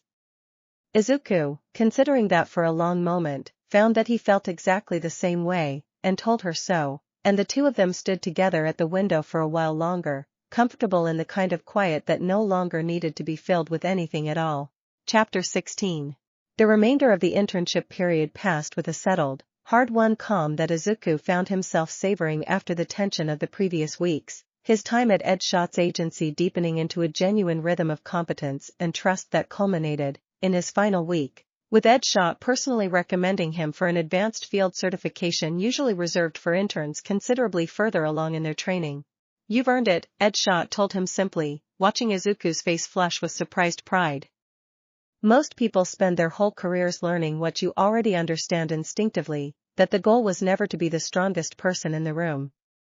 It's to be the reason everyone else in the room makes it out safely. Whatever you end up doing after you graduate, don't lose sight of that." Izuku carried those words with him through the final stretch of the term, through exams that felt almost gentle by comparison to everything else the past months had demanded of him, through quiet evenings spent with his mother reviewing the whole strange, extraordinary shape his life had taken since a sludge villain had cornered him in an alley 2 years before. His status window, by now, read like the record of an entirely different boy than the one who had once believed the world had permanently closed its file on him, reserve capacity nearly tripled from where it had started, a checkpoint threshold stretched well past its original limits, an unlocked shared frame function that had, since its discovery, extended itself twice more to cover Ochako and Momo in moments of genuine, demonstrated trust during minor training incidents that never made it into any official incident report. The class gathered one final time before the term's end for an informal celebration organized, once again, mostly by Ochako's tireless enthusiasm, spilling out onto the dormitory's rooftop terrace under a clear evening sky scattered with more stars than the city usually allowed visible. Izuku found himself, at various points through the evening, in easy, comfortable conversation with nearly everyone who mattered most to him, Tsuyu offering her usual dry, affectionate commentary on the term's events, Momo sketching out an ambitious new idea for the alert device now that she had real field data to work from, Kyoka playing a soft, half-finished melody on a small keyboard someone had dragged up to the terrace, Mina orchestrating an increasingly elaborate game that had most of the class laughing within minutes. Ochako found him near the terrace railing toward the end of the night, the two of them looking out over the lit sprawl of the city together in a comfortable, companionable silence that had become, over the course of the term, one of Izuku's favorite kinds of quiet. "You know," she said eventually, not looking away from the skyline, "when I first met you at the entrance exam, I thought you were just some nice, kind of nervous guy who happened to save my life at a really convenient moment." Ochako, he started, and stopped, because he genuinely didn't have an ending in mind. "I don't think that anymore," she continued, turning to look at him with a warmth in her expression that made his chest feel suddenly, pleasantly too full. "I think you're one of the most important people in my life, and I don't say that lightly." He did not have a perfectly composed response for that, standing there on the rooftop with his heart doing something complicated and warm in his chest, and in the end he simply told her, honestly, that she meant the same to him, and that whatever the rest of this strange, extraordinary path held, he was glad beyond words that she was walking it alongside him. It was not a grand declaration. It did not need to be. It was simply true, the way the growing constellation of names beneath his status window's quiet, recurring message had always, in the end, simply been true. His system opened one final time that night, long after the rooftop gathering had wound down and he lay in the dark of his room turning the whole term over in his mind. Reserve capacity, major milestone reached. New functions unlocking. User growth, exceptional. He read it with the same quiet satisfaction he had come to associate with every one of these late-night check-ins, and then, before closing the window and letting sleep finally claim him, one more line resolved beneath all the rest, simple and clear and carrying, by now, the full weight of everything it represented. Prepare for what comes next. Somewhere beyond the walls of his room, second year at UA was already waiting, and beyond that, further still, an entire unwritten future stretched out ahead of a boy who had once been told he had none at all. Chapter 17. Second year at UA began with an energy Izuku had not expected, less the nervous uncertainty of new students finding their footing and more the settled, purposeful momentum of a class that had already been tested together and come out the other side with something like genuine trust binding them. Aizawa's homeroom announcement on the first morning back carried none of his usual dry understatement, delivered instead with the flat, direct seriousness he reserved for things that actually mattered. Provisional hero licenses, he told them, scanning the room, would be available to second years this year for the first time in several classes, a formal certification that would allow them to act with real, if limited, legal authority during hero work studies and emergency situations. The announcement sent a ripple of excited murmuring through the room that Aizawa let run for exactly 3 seconds before cutting it off with a look. "The exam is not a formality," he said. "It tests judgment as much as ability, and it fails people every year who assumed strength alone would carry them through. Study accordingly." Izuku, notebook already out of habit, spent the following weeks doing exactly that, splitting his study time between the dense legal framework governing provisional hero conduct and increasingly focused physical drills aimed at tightening the precision of every function his Quirk had unlocked over the past year. Momo, predictably, organized a study group within days of the announcement, and Izuku found himself, more evenings than not, seated around a table in the dormitory common room alongside her, Ochako, Tsuyu, and, increasingly, Kyoka, working through practice scenarios and legal case studies with the same collaborative energy that had carried them through every challenge the year had thrown at them so far. It was during one of these late study sessions that Izuku found himself talking at length, for the first time, with Toru Hagakure, whose invisibility quirk had always made her a slightly harder classmate to read simply because he could never quite watch her expressions the way he unconsciously did with everyone else. She had wandered over to their table partway through the evening, drawn by the sound of Kyoka's quiet music, and ended up staying for the better part of 2 hours, contributing sharp, funny observations to their legal case discussions that made the dense material considerably easier to digest. "You're really patient with people," she told him at one point, apropos of nothing, while Momo was momentarily distracted explaining a fine point of rescue liability to Ochako. "I noticed it back during the USJ thing too.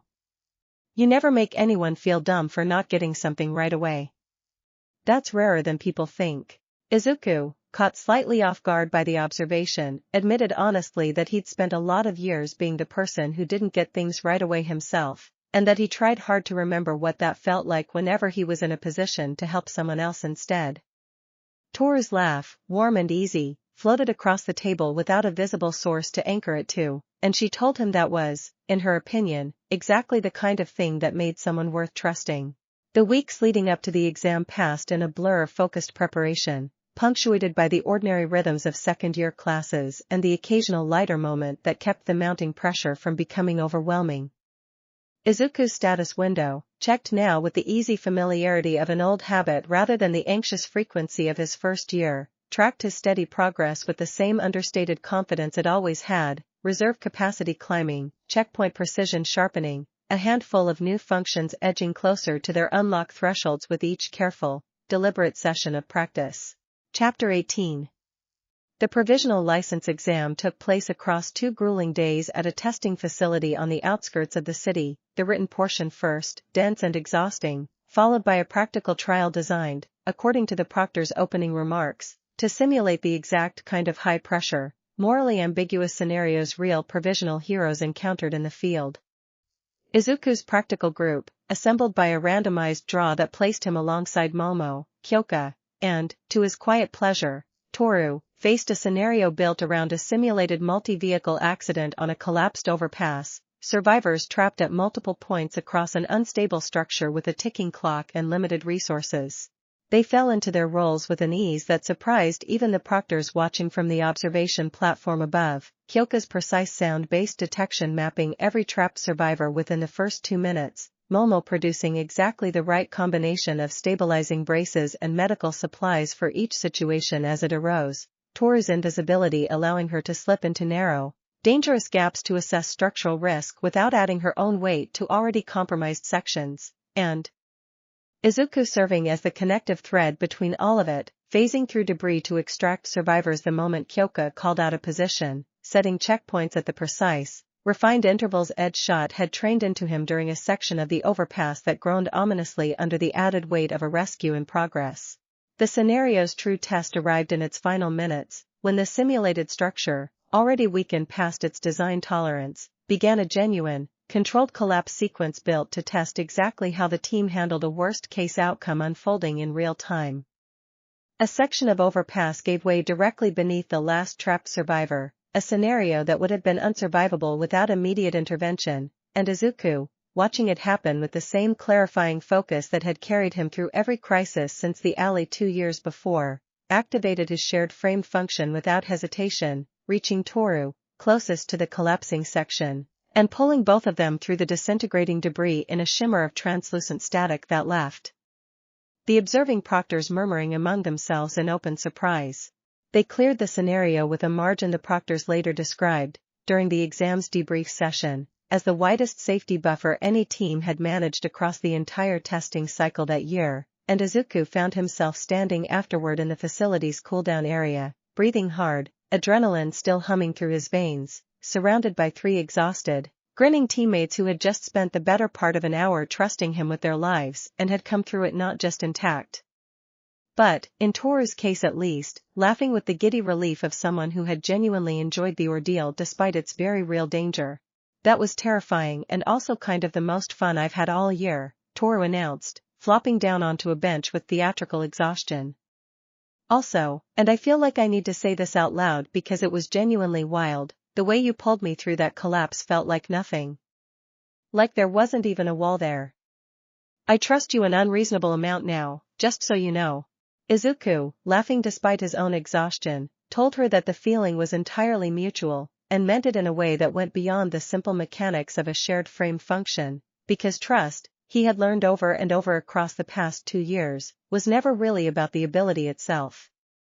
It was about who chose to stand close enough to need it, and who chose, every time, to earn it back in return. Chapter 19. The results, released a full week later in a formal ceremony that Class 1A attended with a mixture of exhausted relief and quiet celebration, confirmed what the scenario itself had already suggested. Every member of Izuku's practical group passed with commendation, Kyoka and Momo both receiving individual notes of excellence for their respective technical performances, and Izuku himself receiving a rare distinction usually reserved for candidates who demonstrated exceptional judgment under pressure rather than simple technical skill, a distinction the proctor who presented it described, with a small, approving nod, as recognition of a rescuer who never once let the pressure of the scenario compromise the safety of the people around him. His mother, informed of the results that evening over a celebratory dinner she had clearly put considerable effort into preparing, cried the good kind of tears once more, a pattern that had, by now, become such a fixture of their relationship that Izuku had stopped being embarrassed by it and started, instead, simply cherishing it for the honest, uncomplicated love it represented. "You've grown into someone I don't think even you fully understand yet," she told him, squeezing his hand across the table. "I hope you never lose that, whatever else changes." The celebration carried through the following weekend in the dormitory common room, a gathering that had, by second year, become something of a class tradition following any major milestone, and it was during this particular gathering that Aizawa arrived with news that shifted the mood from celebration into focused anticipation, announcing the class's upcoming summer training camp, a 2-week intensive program held at a remote mountain facility designed to push their abilities considerably further than standard coursework allowed, run in partnership with a rotating roster of visiting pro heroes. This year's camp, Aizawa added, with a flatness that did nothing to disguise the genuine gravity underneath it, will include heightened security protocols given recent events.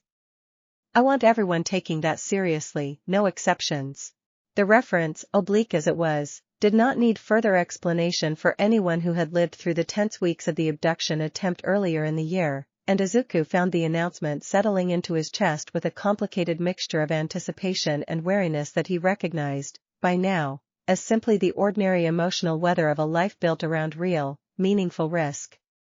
Ochako, catching the shift in his expression from across the room, crossed to sit beside him without a word, leaning her shoulder companionably against his, and the small, wordless gesture did more to settle the unease in his chest than any amount of reassurance could have managed. "We'll be ready," she said simply, and Izuku, looking around the room at the gathered warmth of a class that had become, over the course of a single extraordinary year, something closer to family than he had ever dared to imagine possible for himself, found that he believed her completely. Later that same evening, after most of the class had drifted off to pack for the trip, Izuku found himself in the dormitory kitchen making tea for his mother, whom he planned to call before the bus left the following morning, and found Kyoka there as well, tuning a small travel guitar she'd apparently decided to bring along to camp.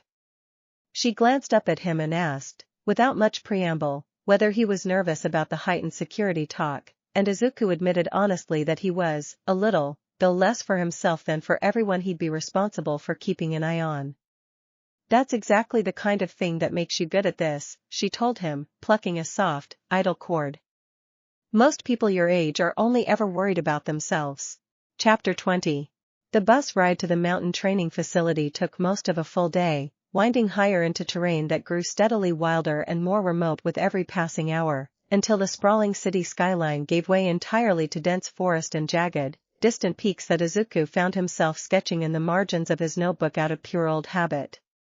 The facility itself, when they finally arrived, sat nestled into a wide mountain valley, a collection of training grounds and modest dormitory buildings surrounded on all sides by dense, watchful wilderness that felt, after a year spent almost entirely within the structured confines of UA's campus, both exhilarating and faintly unsettling in ways Izuku couldn't quite name. The Wild Pussycats, the hero team overseeing the camp's primary training curriculum, greeted the assembled class with the kind of boisterous, welcoming energy that immediately cut through the lingering travel fatigue, their leader Mandalay offering a brief, warm orientation before diving straight into the camp's punishing daily schedule, a mixture of quirk enhancement drills, wilderness survival exercises, and team coordination challenges designed to push every student well past their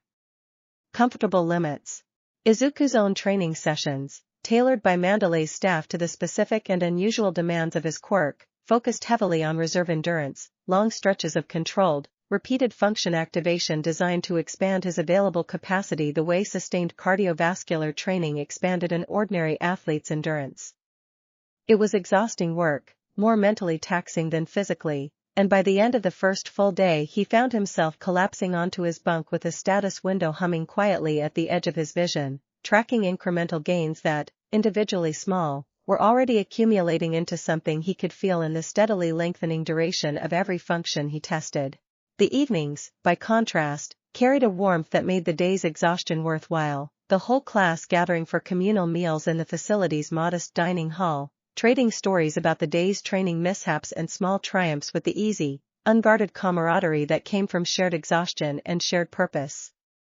Izuku found himself, on the second evening, seated between Ochako and Tsuyu with Momo and Kyoka across the table and Toru's disembodied laughter drifting in from somewhere further down, and looked around at the gathered faces of people who had, over the course of a single remarkable year, become the truest family he had ever known outside of his own mother, and felt something settle deep and warm in his chest that no status window, however precise its language, could ever hope to fully capture. It was Mandalay, catching him alone on the third evening as he sat outside the dining hall watching the last light fade behind the mountain ridge, who offered the observation that stayed with him longest through the remainder of the camp. "Your quirk's an interesting one," she said, settling onto the step beside him without quite asking permission, "in a way that showed me something today I don't think you've fully clocked about yourself yet. Every function you've got, the checkpoints, the shared frame, even the reserve itself, all of it grows fastest when you're protecting someone else rather than yourself. I've trained a lot of young heroes over the years. That's not the norm. Most people's power grows around their own ambition. Yours grows around the people you love." Izuku sat with that observation long after Mandalay had gone back inside, turning it over with the same careful, thorough attention he gave to everything that truly mattered to him, watching the last color drain out of the sky above the distant ridgeline. Somewhere down in the valley, the lights of the training facility glowed warm against the deepening dark, and somewhere within those lights, a small constellation of people who had chosen, one after another, to stand close enough to matter, were waiting for him to come back inside and be, simply, among them. His status window opened one final time that night, quiet and certain as it always was in moments like this. Reserve capacity, growth accelerating. And beneath it, the words that had become, over the course of this extraordinary year, less a system readout and more a simple, steady truth he had finally learned to trust completely. Prepare for what comes next. Chapter 21. The camp's final week shifted focus from individual endurance training toward large-scale team exercises, culminating in a planned overnight scenario that would see the entire class split into small groups and tasked with a simulated extended wilderness rescue operation, navigating the mountain terrain overnight to locate and safely extract a series of hidden training dummies representing stranded civilians. Izuku found himself grouped with Momo, Kyoka, and Toru once again, an arrangement Mandalay's staff had apparently made deliberately after observing how effectively the four of them had operated together during the license exam's practical trial. They set out just after dusk with headlamps and a hand-drawn map, the mountain air already carrying the sharp chill of early evening, and fell into their now familiar rhythm within the first half hour, Kyoka's sound-based detection sweeping ahead of them through the dense tree line, Momo producing exactly the equipment each obstacle demanded, Toru scouting narrow, uncertain passages that the rest of the group would have needed far more caution to navigate safely, and Izuku serving, as he so often did, as the quiet, dependable thread holding the whole operation together, phasing through a collapsed section of trail here, setting a careful checkpoint before a risky descent there. The night deepened around them as they worked, stars emerging in a dense, unfamiliar scatter overhead that none of them, city-raised as they all were, had much occasion to see so clearly, and somewhere around midnight, having successfully located and extracted their fourth simulated survivor, the group paused for a brief rest on a rocky outcropping overlooking the dark sprawl of the valley below. It was Momo who broke the comfortable silence first, voice quiet in the way it only became when she was working through something she considered carefully before speaking aloud. I've been thinking, she said, about what Mandalay told you the other night. About your quirk growing around the people you protect rather than around ambition. I think that's true of you as a person too, not just the quirk. You make everyone around you want to be a little braver, a little more willing to trust each other. I don't think you realize how rare that actually is. Kyoka, leaning back against a boulder with her eyes half closed, made a small sound of agreement without opening them, and Toru, invisible as ever but unmistakably present in the warmth of her voice, added that she'd been thinking something similar since the license exam, that being pulled through that collapsing overpass hadn't just taught her to trust his ability, it had taught her to trust him, specifically, in a way she hadn't expected to feel so quickly or so completely. Kyoka opened her eyes at that, propping herself up on one elbow to look over at the two of them with an expression that was, for her, unusually open. Don't leave me out of this, she said, mock stern, but the small smile tugging at her mouth gave her away completely. For what it's worth, I feel it too. I don't hand out trust easily. You've earned every bit of the trust you've got from me, and I don't say that about a lot of people. Izuku, sitting among them under a mountain sky more full of stars than he had ever seen in his life, found himself without an easy answer for a long moment, the weight of their words settling into his chest with a warmth that felt, in its own quiet way, more significant than any status Windows chime had ever managed to convey. I don't know what to say to that, he admitted eventually, honestly, except that all of you make me want to be better too. Every single day.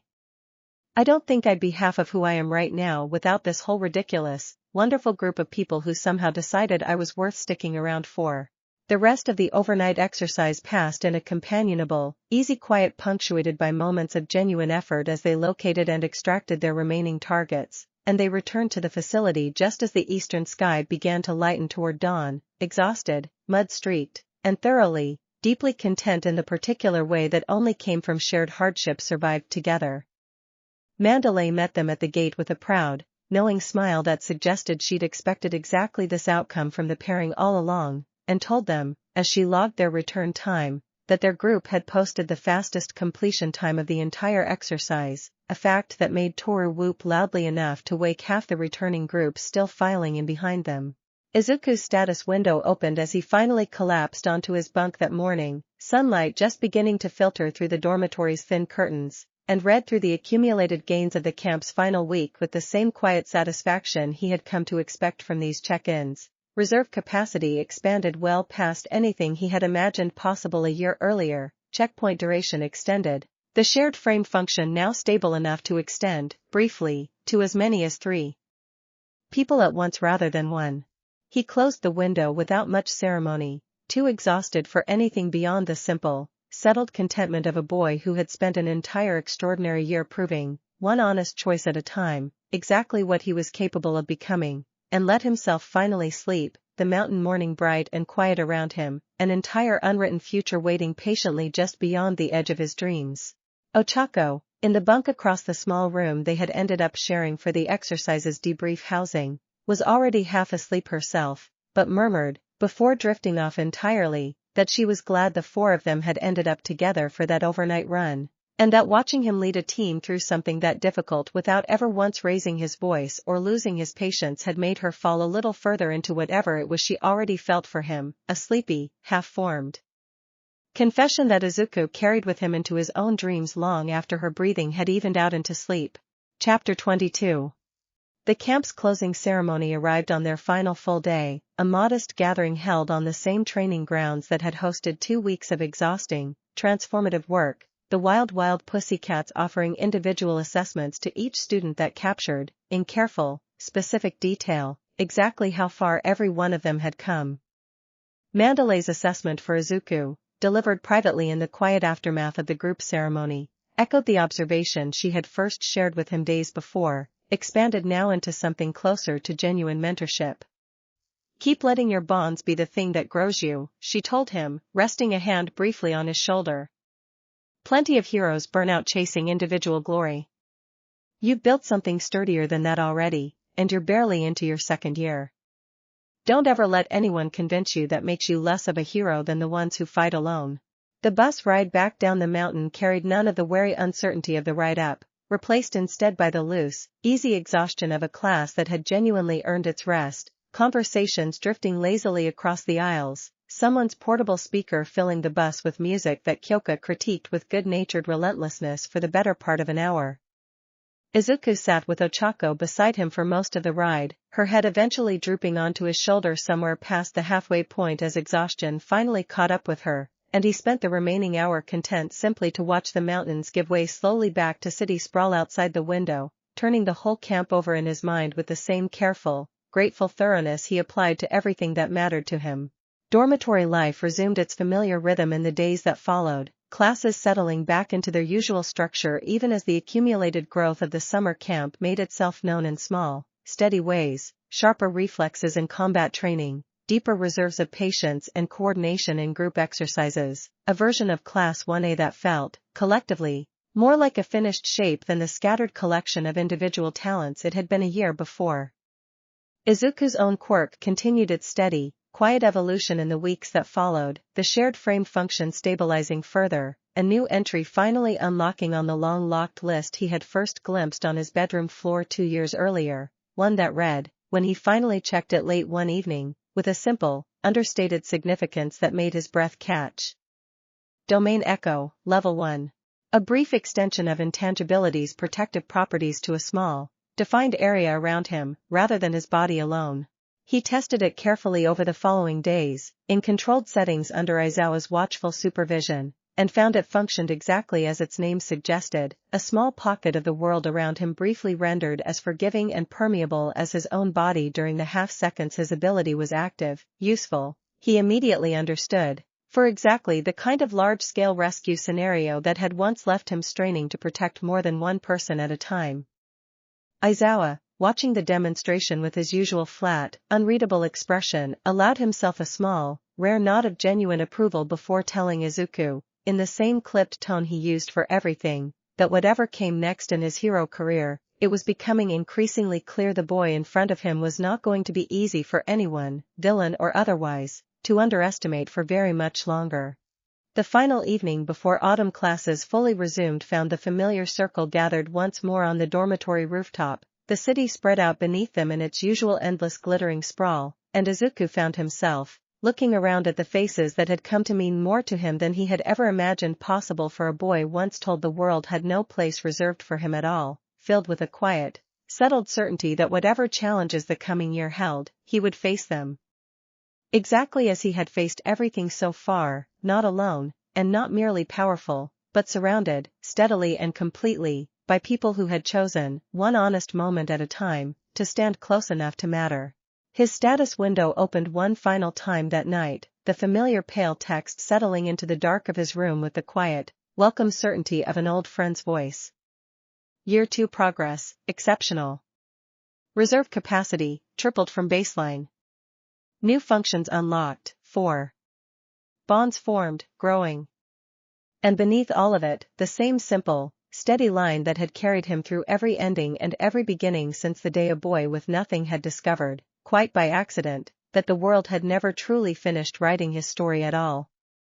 Prepare for what comes next. Outside his window, the city carried on into the night the way it always had, indifferent and enormous and utterly unaware of the quiet, steady constellation of people gathering around one particular boy within it, and Izuku, letting his eyes finally drift closed, found that for the first time in his entire life, he was not afraid of whatever the future decided to hand him next. He had, after all, spent 2 years learning exactly how much could be built from nothing at all, given enough patience, enough honesty, and enough people willing to stand close. Chapter 23. Autumn settled over UA with a crispness that felt, to Izuku, like the natural punctuation mark on a year that had already given him more than he had ever dared to hope for, the campus grounds shifting into gold and rust around the edges even as the pace of second-year coursework accelerated into its next demanding phase.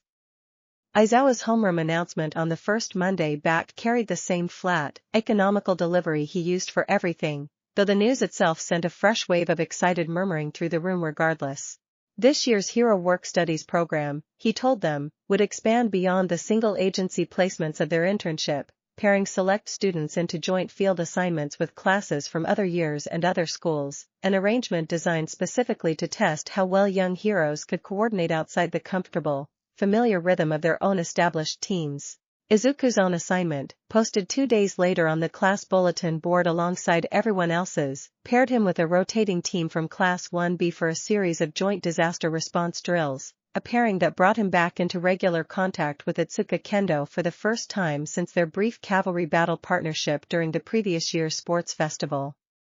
She greeted him at their first joint session with the same easy, confident warmth he remembered, clasping his hand in a firm shake and telling him, with a grin, that she'd been hoping their paths would cross again in something more substantial than a single competition event. Their first joint drill, a simulated industrial fire evacuation held at a decommissioned factory complex on the city's outskirts, tested exactly the kind of cross-team coordination Aizawa had promised, unfamiliar quirks forced to mesh together under time pressure with none of the practiced shorthand Izuku had built over a year and a half with his own classmates.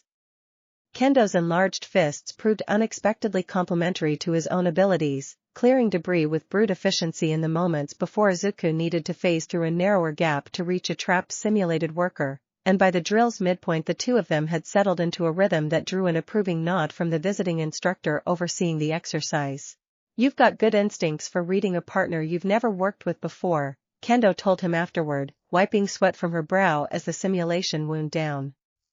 "Most people either try to lead every interaction or hang back and let someone else call the shots. You just adjust to whatever the situation actually needs. That's a genuinely rare skill, Midoriya."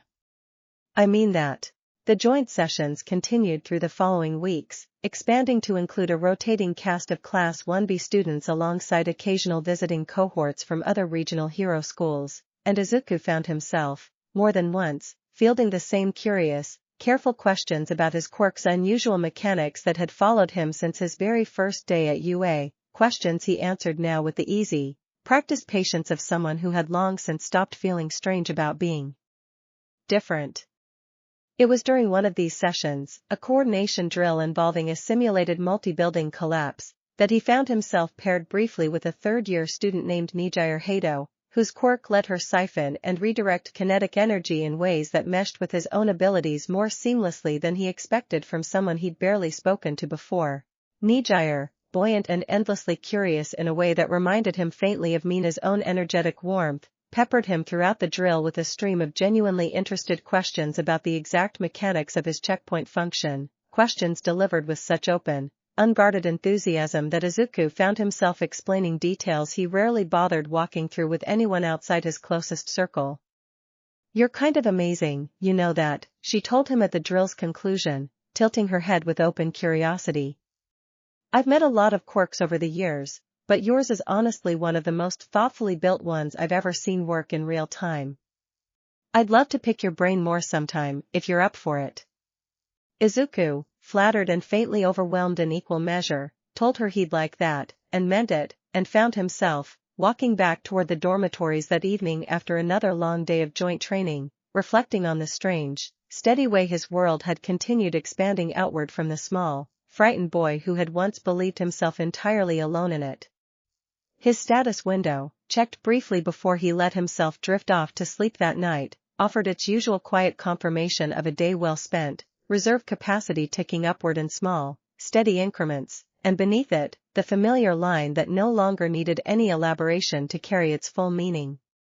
Bond formed. Chapter 24.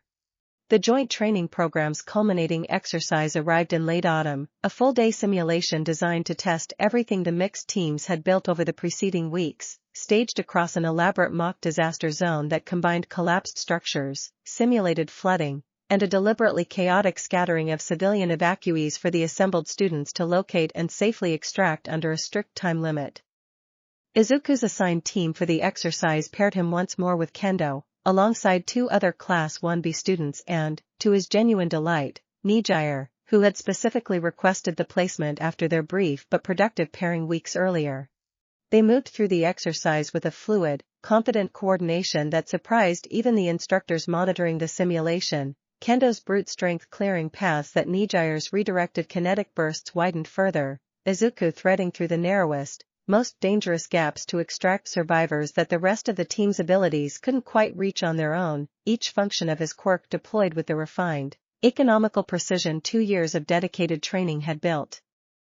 into pure instinct. The exercise's final act, a simulated secondary collapse timed to strike just as the team extracted their last survivor, gave Izuku the chance to test his newly stabilized domain echo function under genuine pressure for the first time outside a controlled training setting, extending his protective field wide enough to shield the entire team as debris rained down around them in a shower of harmless, static shimmering fragments. The silence that followed, once the simulation's all-clear signal sounded and the dust settled around 4 intact, unharmed students standing in the wreckage of a scenario built to seriously test their limits, stretched for a long, stunned moment before Nijire broke it with an incredulous, delighted laugh.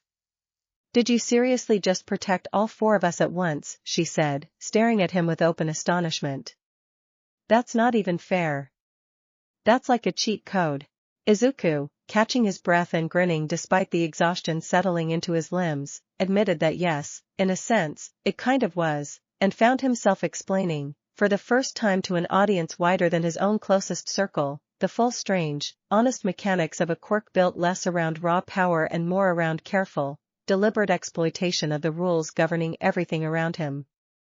Kendall listened with open fascination, and by the time the debrief session began, word of the team's flawless clear time had already begun circulating through the gathered students with the particular speed that only genuinely impressive feats seemed to travel at. The instructor overseeing the exercise, a visiting pro hero Izuku recognized from years of careful study, pulled him aside afterward with an assessment that carried real weight given the source. "I've watched hundreds of students run this exact simulation over the years," she told him, arms crossed, expression thoughtful. "Maybe a handful have ever cleared it without a single simulated casualty across the entire team. Whatever you're building here, Midoriya, keep building it. The field needs more heroes who think the way you do." He carried that assessment home with him that evening, turning it over with the same careful, grateful attention he gave to every meaningful moment of the past 2 years, and found himself, sitting on his bed that night with the day's exhaustion settling into something warm and satisfied rather than merely tired, opening his status window to a cascade of updates that reflected the exercise's full weight. Reserve capacity expanded further still, domain echoes range and duration both extended. And beneath it all, the familiar words that had, by now, become less a system notification and more a simple, quiet celebration of a life built one honest choice at a time.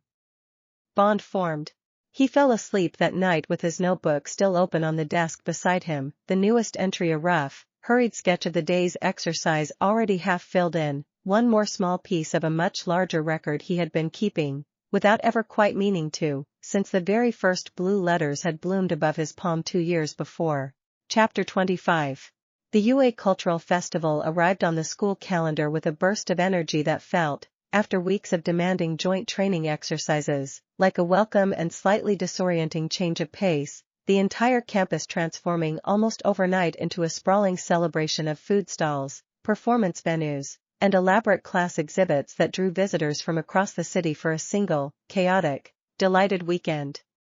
Class 1A's planning committee, after a memorably chaotic series of meetings that Izuku had mostly observed from the sidelines with quiet amusement, settled on a haunted attraction built around a rescue-themed obstacle course, a compromise that let the more performance-minded members of the class indulge their creative instincts while still, somehow, giving the more practically minded students something structurally sound to build. Izuku found himself assigned, alongside Momo and Kyoka, to the exhibit's technical construction team, a role that suited him perfectly given his quirk's usefulness for testing structural weak points and Momo's boundless creativity for producing exactly the right materials to shore them up. The 3 of them spent the better part of 2 weeks' worth of evenings hunched over blueprints and half-built set pieces in the school's workshop, Kyoka's music providing a steady, comfortable soundtrack to hours of careful, collaborative labor that left all 3 of them, by the festival's opening morning, exhausted, paint-splattered, and thoroughly proud of what they had built together. The festival itself opened to a crowd larger than Izuku had quite braced himself for, the campus grounds filling within the first hour with a dense, cheerful crush of visitors eager to see the students who had, by now, become minor celebrities across the city following 2 years of increasingly public heroics. Ochako, assigned to the exhibit's front-of-house team, greeted the surging line with an infectious, easy enthusiasm that had visitors laughing within moments of stepping up to the entrance, and Toru, invisible and gleefully mischievous, had taken to the role of surprise scare actor with such delighted commitment that her giggling, disembodied laughter had already become something of a running joke among the visiting crowd by mid-afternoon. Izuku spent much of the festival's first day rotating between technical maintenance duties on the exhibit and brief, welcome breaks to explore the rest of the campus's offerings alongside whichever friends happened to be free at the same moment, finding himself, at one point, sharing a plate of festival food with Nijire and Kendo, both of whom had come specifically to see Class 1A's exhibit after hearing about it through the joint training program's now well-established grapevine, and later, during a quieter stretch of the afternoon, wandering the campus grounds with Mina, whose own class's flashy, high-energy performance stage had drawn one of the festival's largest crowds by the time they passed it. "You should come watch our set tomorrow," Mina told him, looping her arm through his with the easy, affectionate familiarity that had become simply how she interacted with him over the past several months. "I want you there. It's not the same without you cheering from somewhere in the crowd, even if you're terrible at dancing along, which, for the record, I've seen, and it's very bad." Izuku, laughing, promised he'd be there, and found himself, walking beside her through the golden afternoon light of a campus in full festive bloom, struck once more by the quiet, accumulating wonder of how many different people had chosen, over the course of these 2 extraordinary years, to simply want him around. They ended up sitting together on a low stone wall near the edge of the festival grounds for the better part of an hour afterward, sharing a paper cone of roasted chestnuts and watching the crowds drift past in the fading afternoon light, and Mina, uncharacteristically quiet for a stretch, eventually admitted that she sometimes worried her own loud, attention-grabbing personality made people assume she didn't notice the quieter things, like exactly how much effort he put into showing up for the people around him without ever making it feel like a performance. "I notice," she told him, bumping her shoulder against his. "I just wanted you to know that." Chapter 26. The festival's second day carried an undercurrent of tension that took most of the morning to fully surface, a low, persistent unease that UA's security staff, working in careful coordination with several visiting pro-heroes stationed throughout the grounds for exactly this kind of contingency, had been quietly tracking since a routine perimeter sweep flagged an unregistered group moving through the dense festival crowds with a coordination that read, to trained eyes, as considerably more deliberate than ordinary visitor behavior. Izuku learned of it through Aizawa directly, pulled briefly away from his exhibit duties for a quiet, urgent conversation in a maintenance corridor that carried none of his teacher's usual dry understatement. "We think it's connected to the interest your Quirk drew last year," Aizawa told him, voice low and controlled. "Different group this time, more organized, possibly affiliated with something larger we're still working to identify. Security is handling it, but I want you aware, and I want you keeping your circle close today. No wandering off alone." The warning settled into Izuku's chest with the same cold, familiar weight the previous year's threat had carried, though he found, turning it over as he made his way back toward the exhibit, that the fear itself sat differently this time, tempered by 2 years of hard-won competence and, more than that, by the simple, steadying knowledge of exactly how many people now stood ready to close ranks around him the moment real danger surfaced. He told Momo and Kyoka the moment he found them, and watched the same protective sharpness settle over both their expressions that he remembered from the previous year's crisis, Momo immediately producing a small, discreet communicator device from her supply reserves and pressing it into his hand without a word of explanation needed. The confrontation, when it finally came, arrived during the festival's crowded mid-afternoon peak, in the dense press of visitors moving between the main stage and the food stall district, close enough to Class 1A's exhibit that Izuku heard the first shout of alarm before he fully processed what was happening. 3 figures in nondescript festival clothing had converged near the exhibit's rear entrance, moving with the same coordinated, practiced speed Izuku remembered all too well from the previous year's abduction attempt, and it was Nijire, of all people, still lingering near the exhibit after her own class's performance had wrapped for the afternoon, who spotted the pattern first and shouted a warning across the crowd a half-second before the group made their move. Izuku's status window bloomed instantly into sharp, urgent clarity. Threat confirmed, multiple hostiles, crowded civilian area. Reserve, 90%. Recommendation, prioritize civilian safety, minimize engagement in dense crowd.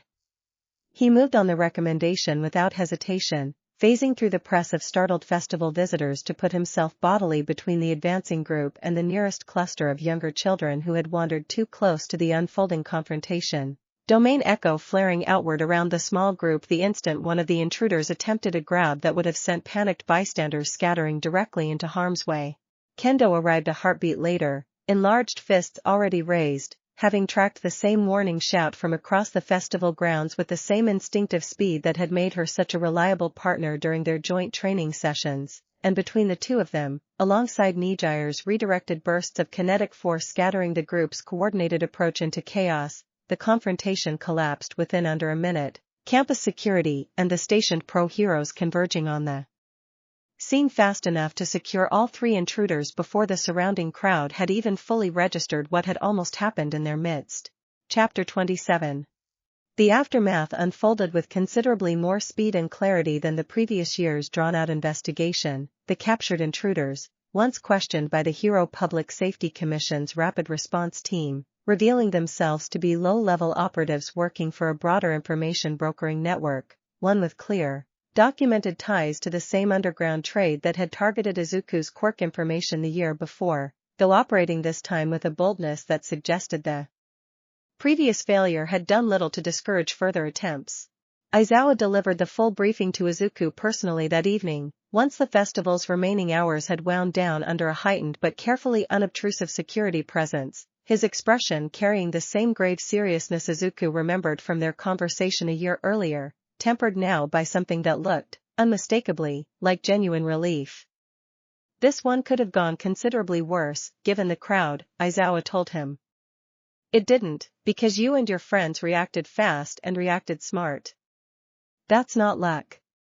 That's 2 years of training paying off exactly the way it's supposed to. The Commission's investigation, moving forward with renewed urgency given the brazenness of a public attempt made in front of thousands of civilian witnesses, promised a considerably more thorough dismantling of the broader network than the previous year's resolution had achieved, a promise that settled some of the lingering unease in Izuku's chest even as he understood, with the same clear-eyed realism Aizawa had instilled in him from the start, that a quirk as fundamentally unusual as his own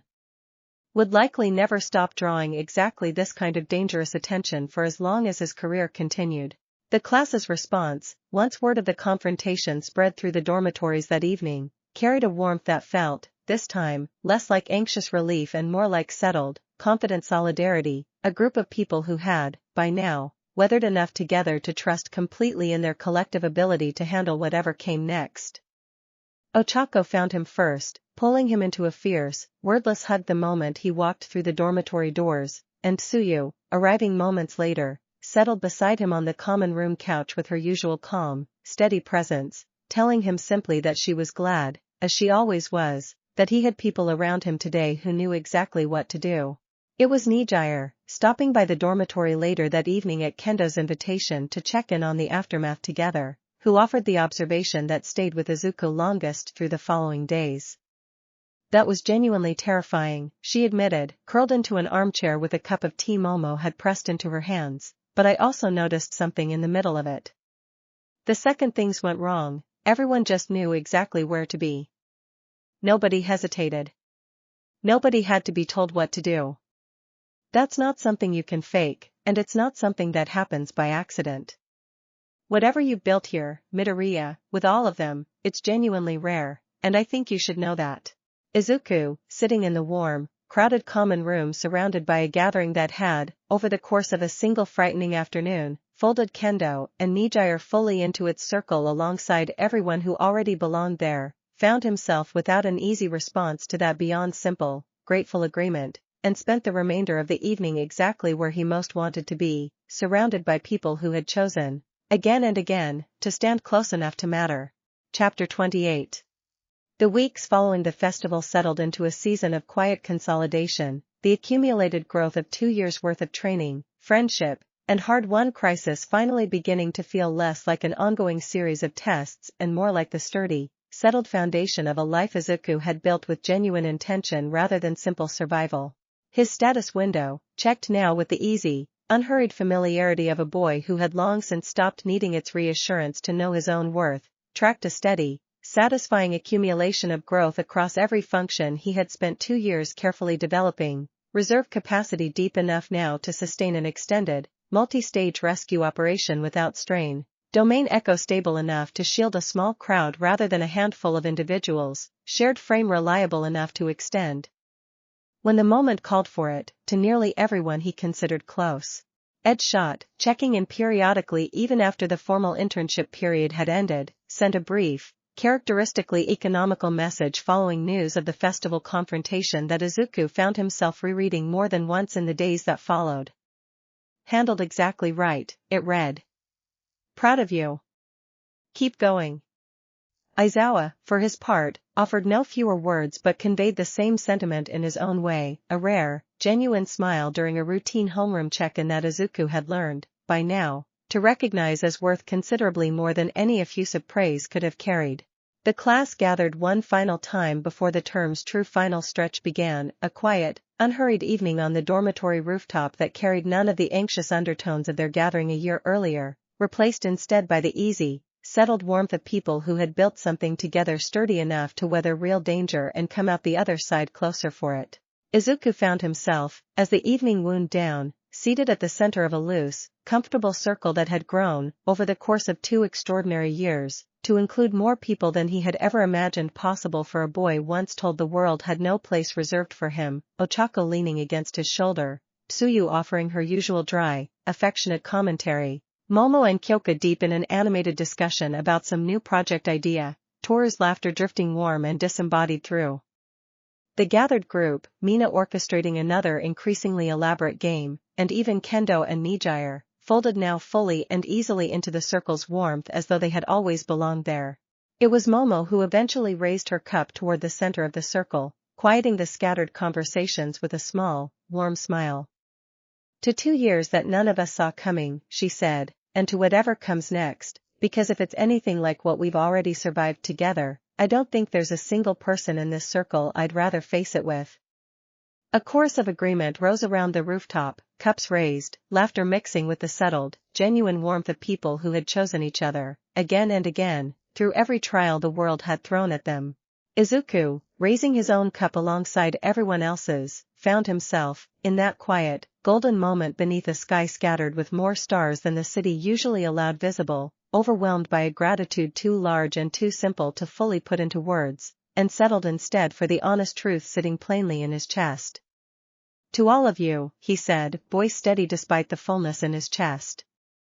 I don't know who I'd be without every single one of you, and I don't ever want to find out. Chapter 29. The term's final weeks passed in the particular blur of focused, purposeful effort that came to characterize every closing stretch of Izuku's time at UA, practical exams, and combat trials layered atop the ordinary rhythm of classes, each one met now with the settled, hard-won confidence of a student who no longer needed to prove anything to anyone beyond the steady, honest standard he had long since learned to hold for himself. He passed every trial that final stretch demanded of him with the same quiet, unshowy competence that had defined his entire journey since the day his status window first bloomed into being above his palm, phasing through obstacles that no longer intimidated him, setting checkpoints with a precision that had become as natural as breathing, protecting the people around him with an instinct that had only deepened with every passing month. The final evening of the term found the familiar circle gathered once more, this time in the quiet, comfortable warmth of the Midoriya apartment itself, Inko having insisted, with a fierce, delighted enthusiasm that brooked no argument, on hosting a proper home-cooked celebration for the small, extraordinary constellation of people her son had gathered around himself over 2 remarkable years. She moved through the crowded kitchen with the easy, practiced grace of a woman feeding a family considerably larger than the one she had raised alone for so many years, and Izuku, watching her laugh with Ochako over some shared joke, watching Momo offer to help with the dishes and Tsuyu settle comfortably into a kitchen chair as though she had always belonged there, felt something in his chest settle into a warmth so complete it bordered on overwhelming. His mother caught him alone for a quiet moment near the end of the evening, drying her hands on a dish towel as she leaned against the doorway to watch the crowded, laughing warmth of her living room.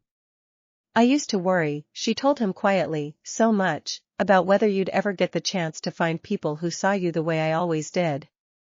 Look at all of this. Look at what you built. Izuku, throat tight with an emotion too large and too simple to name, told her honestly that none of it would have been possible without her, without the 10 years of quiet, unwavering belief she had given him long before the world had ever given him a single reason to believe in himself, and she pulled him into a hug that held every one of those 10 years inside it. Later, once the apartment had finally quieted and the last of his friends had drifted home through the mild evening air, Izuku sat with his mother on the small balcony off the living room, the two of them sharing a pot of tea in comfortable silence for a while before she spoke again, more softly this time. I'm just endlessly grateful, she said, that you found your way to all of this, and that you never once let anyone convince you that you didn't deserve it. Izuku held her hand for a long moment, and neither of them felt any particular need to say anything more. He stood at the window later that night, after the last of his friends had finally gone home and his mother had retired to bed with the particular contented exhaustion of a woman who had spent an evening exactly as she wanted to, and looked out over the familiar, glittering sprawl of the city that had, 2 years ago, held nothing for him beyond a single desperate wish not to disappoint the people who loved him. It held so much more than that now, he understood, standing there in the quiet dark of his childhood bedroom, an entire constellation of people who had chosen him, deliberately and repeatedly, not because a status window had told them to, but because he had earned it, one honest choice at a time, across every trial the past 2 years had asked of him. His system opened one final time that night, the pale, familiar text settling into the quiet dark with the steady, welcome certainty it always carried by now. 2-year milestone reached. Reserve capacity, major expansion. Functions unlocked, substantial growth across all categories. Bonds formed, deep and growing.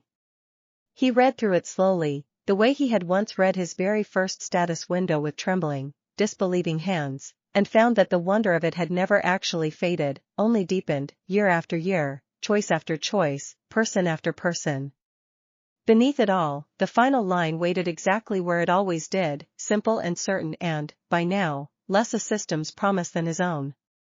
Prepare for what comes next. Somewhere beyond the walls of his room, 3rd year was waiting, and beyond that, a hero career, a whole unwritten future, and an entire gathered family of people who had already decided, long ago, that whatever came next, they would be facing it together. Chapter 30. 3rd year began not with the nervous uncertainty of new beginnings but with the quiet, purposeful momentum of a class already halfway transformed into the heroes they had spent 2 years training to become, Aizawa's first homeroom of the term carrying an unmistakable shift in tone that even his usual flat delivery couldn't fully disguise.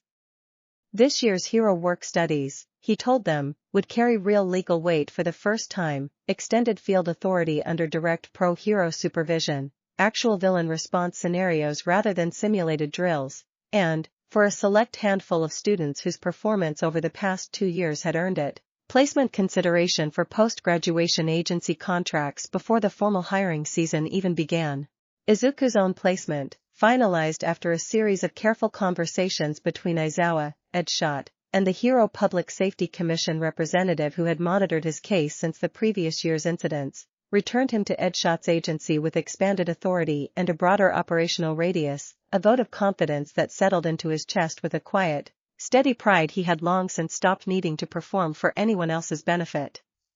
Edshot greeted him on his first day back with the same economical warmth he always carried, telling him simply that the agency had missed having him around, and that this year's work would ask considerably more of him than the careful, controlled scenarios of his first internship had. He had, Edshot added with a rare, dry flicker of humor, already cleared a considerably larger section of his own schedule for exactly that reason.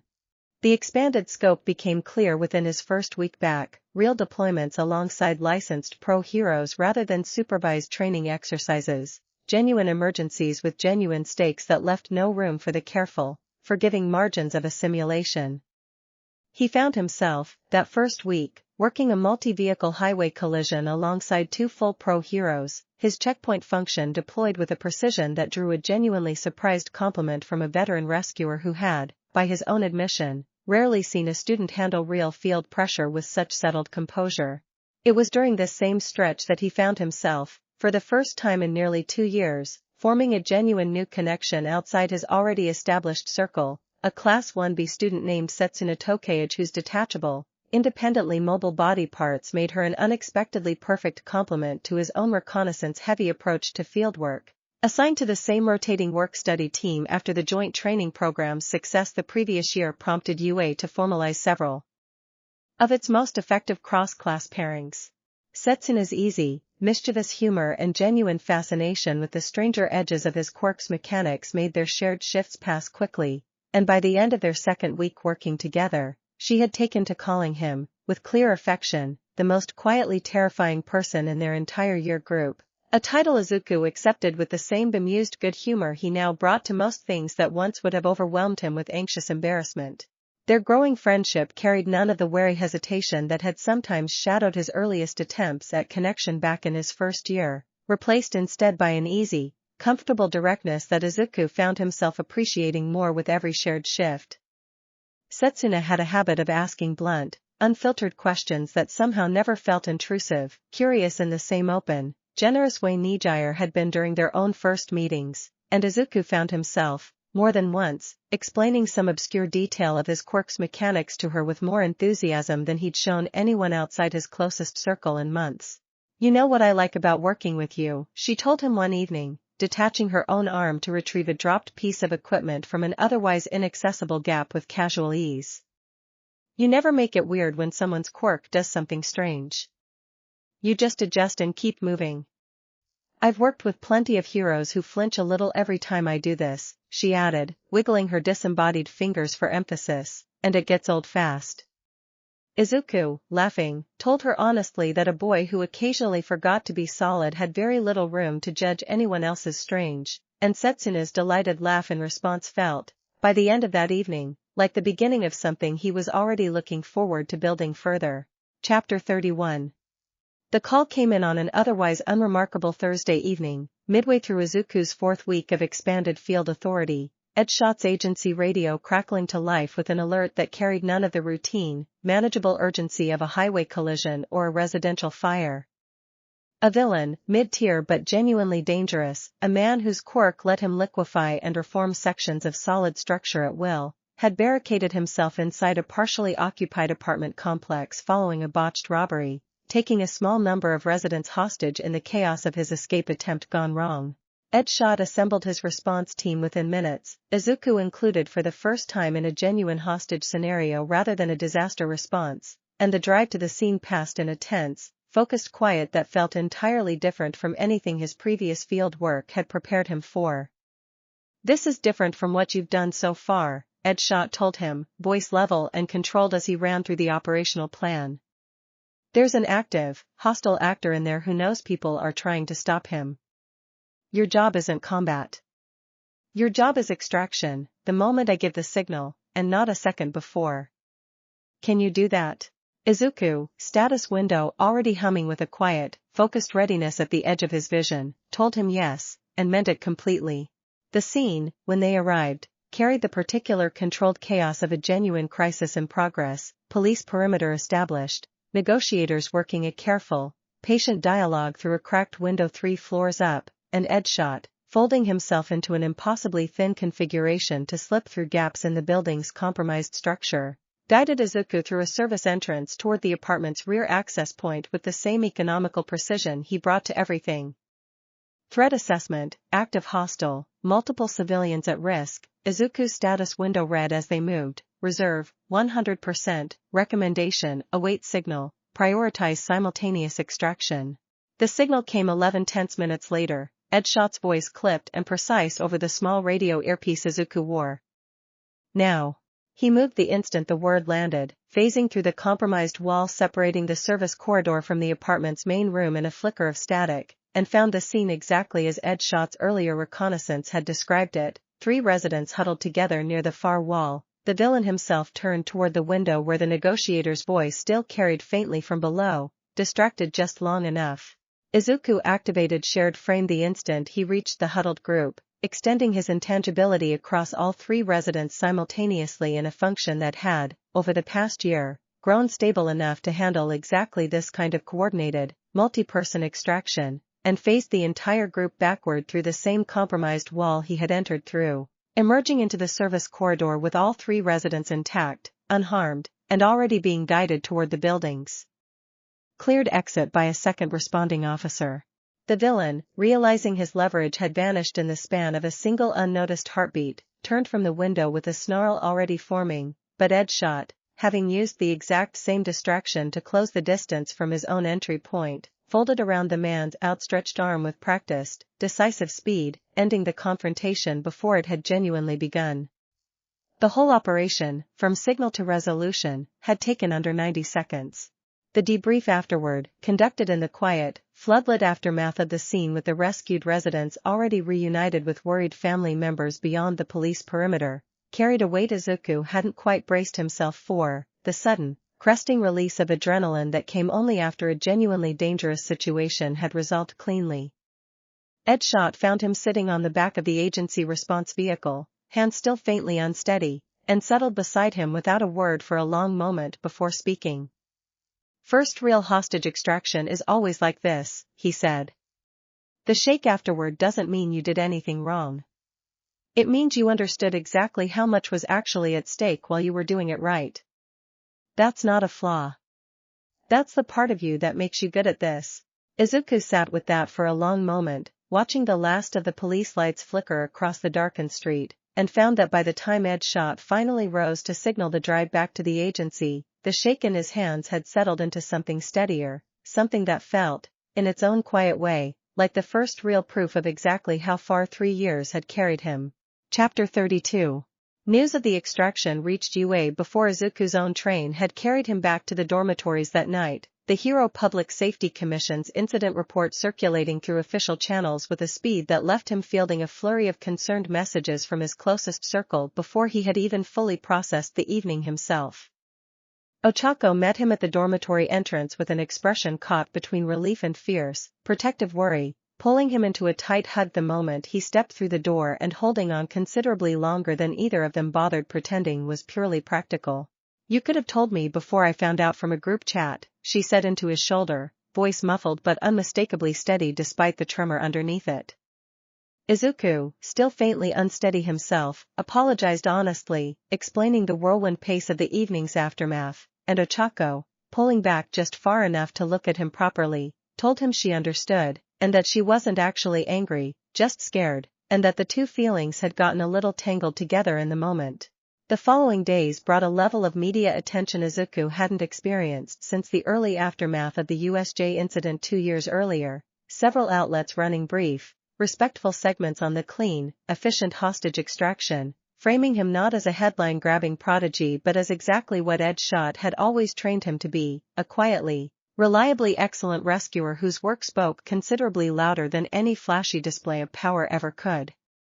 His mother, watching one such segment with her hands pressed over her mouth in the same mixture of pride and worry that had become such a fixture of their relationship, told him afterward, once the broadcast ended, that she had never been more certain of anything than she was of the fact that he had chosen exactly the right path for himself. The commission representative who had monitored his case since the previous year's threats reached out within the week as well, this time carrying considerably better news than the careful, wary conversations of the past, confirming that the broader information network behind both the previous year's abduction attempt and the festival confrontation had been substantially dismantled following a coordinated raid prompted, in part, by leads gathered from the festival intruders' interrogation.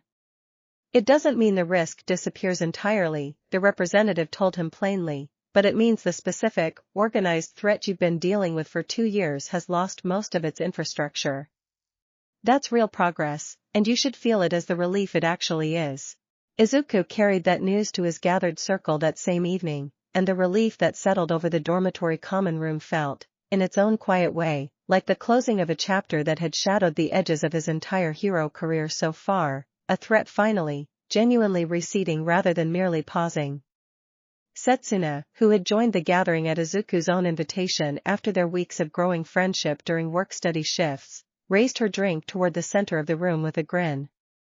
"To one less thing to worry about," she said, and the chorus of agreement that rose around her carried a lightness Izuku hadn't realized, until that exact moment, just how heavily he had still been carrying. He sat back against the couch cushions afterward, the warm noise of the gathered room washing comfortably over him, and let himself, for the first time in what felt like a very long while, simply enjoy an evening without the smallest corner of his mind still standing watch. Chapter 33. The final stretch of third year arrived with the particular bittersweet urgency of an ending everyone could see approaching but few felt fully ready for, graduation looming on the horizon with a weight that touched every conversation, every shared meal, every late evening spent together in the dormitory common room that had, over 3 extraordinary years, become something closer to a genuine home than any of them had quite expected a school building to become. Final exams demanded everything Izuku had learned across 3 years of relentless, deliberate growth, a comprehensive practical trial that tested every function his quirk had ever unlocked in rapid, punishing succession, and he passed it with the same settled, unshowy competence that had carried him through every trial before it. His examiner's notes, shared with him afterward in a rare gesture of transparency, describing his performance in language that echoed, almost precisely, the assessment Mandalay had offered him on a mountainside 2 years earlier. Exceptional judgment. Consistent prioritization of others' safety over personal advantage. A quirk that has grown, across 3 years, into one of the most versatile and thoughtfully applied abilities this examining board has evaluated in recent memory. The agency offers began arriving within days of the exam results, a considerably larger and more prestigious wave than the flood that had followed his second-year sports festival performance, several of the city's most respected hero agencies extending formal post-graduation contracts that named him specifically rather than simply inviting a general application. Edshot's own offer arrived among them, characteristically brief and direct, a full partnership position rather than a junior placement, accompanied by a handwritten note that Izuku found himself rereading more than once in the days that followed. "You were never really an intern here," it read. "You were always going to end up a partner. I'm just glad I get to say I saw it coming first." He tucked the note carefully into the same worn notebook that still held, somewhere near its very first pages, the earliest fumbling sketches of a quirk he had once barely understood at all. He spent a quiet evening at home with his mother reviewing the full stack of offers together, the same kitchen table that had once held a single, uncertain handful of internship inquiries now buried under a considerably larger and more significant pile of possibilities, and found himself, by the end of the evening, circling back again and again to the same quiet certainty that had guided nearly every major choice of the past 3 years. "I think I already know," he told his mother eventually, setting Edshot's offer gently on top of the pile. "It's not the flashiest option. It's just the one that actually fits who I want to be."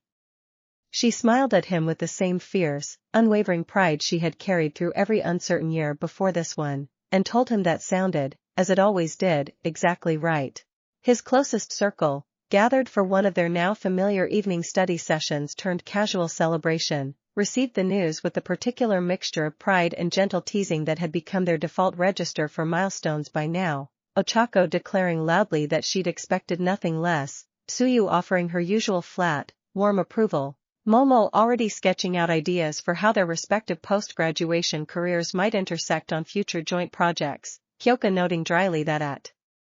least one of them had managed to pick a career path without 3 separate emotional crises along the way, a comment aimed squarely and affectionately at Mina, who protested loudly enough to send the whole table into genuine, uncontrolled laughter. Chapter 34. Graduation arrived on a bright, clear morning that felt, to Izuku, almost unreasonably fitting for the closing of a chapter that had asked so much of him and given back, in the end, immeasurably more.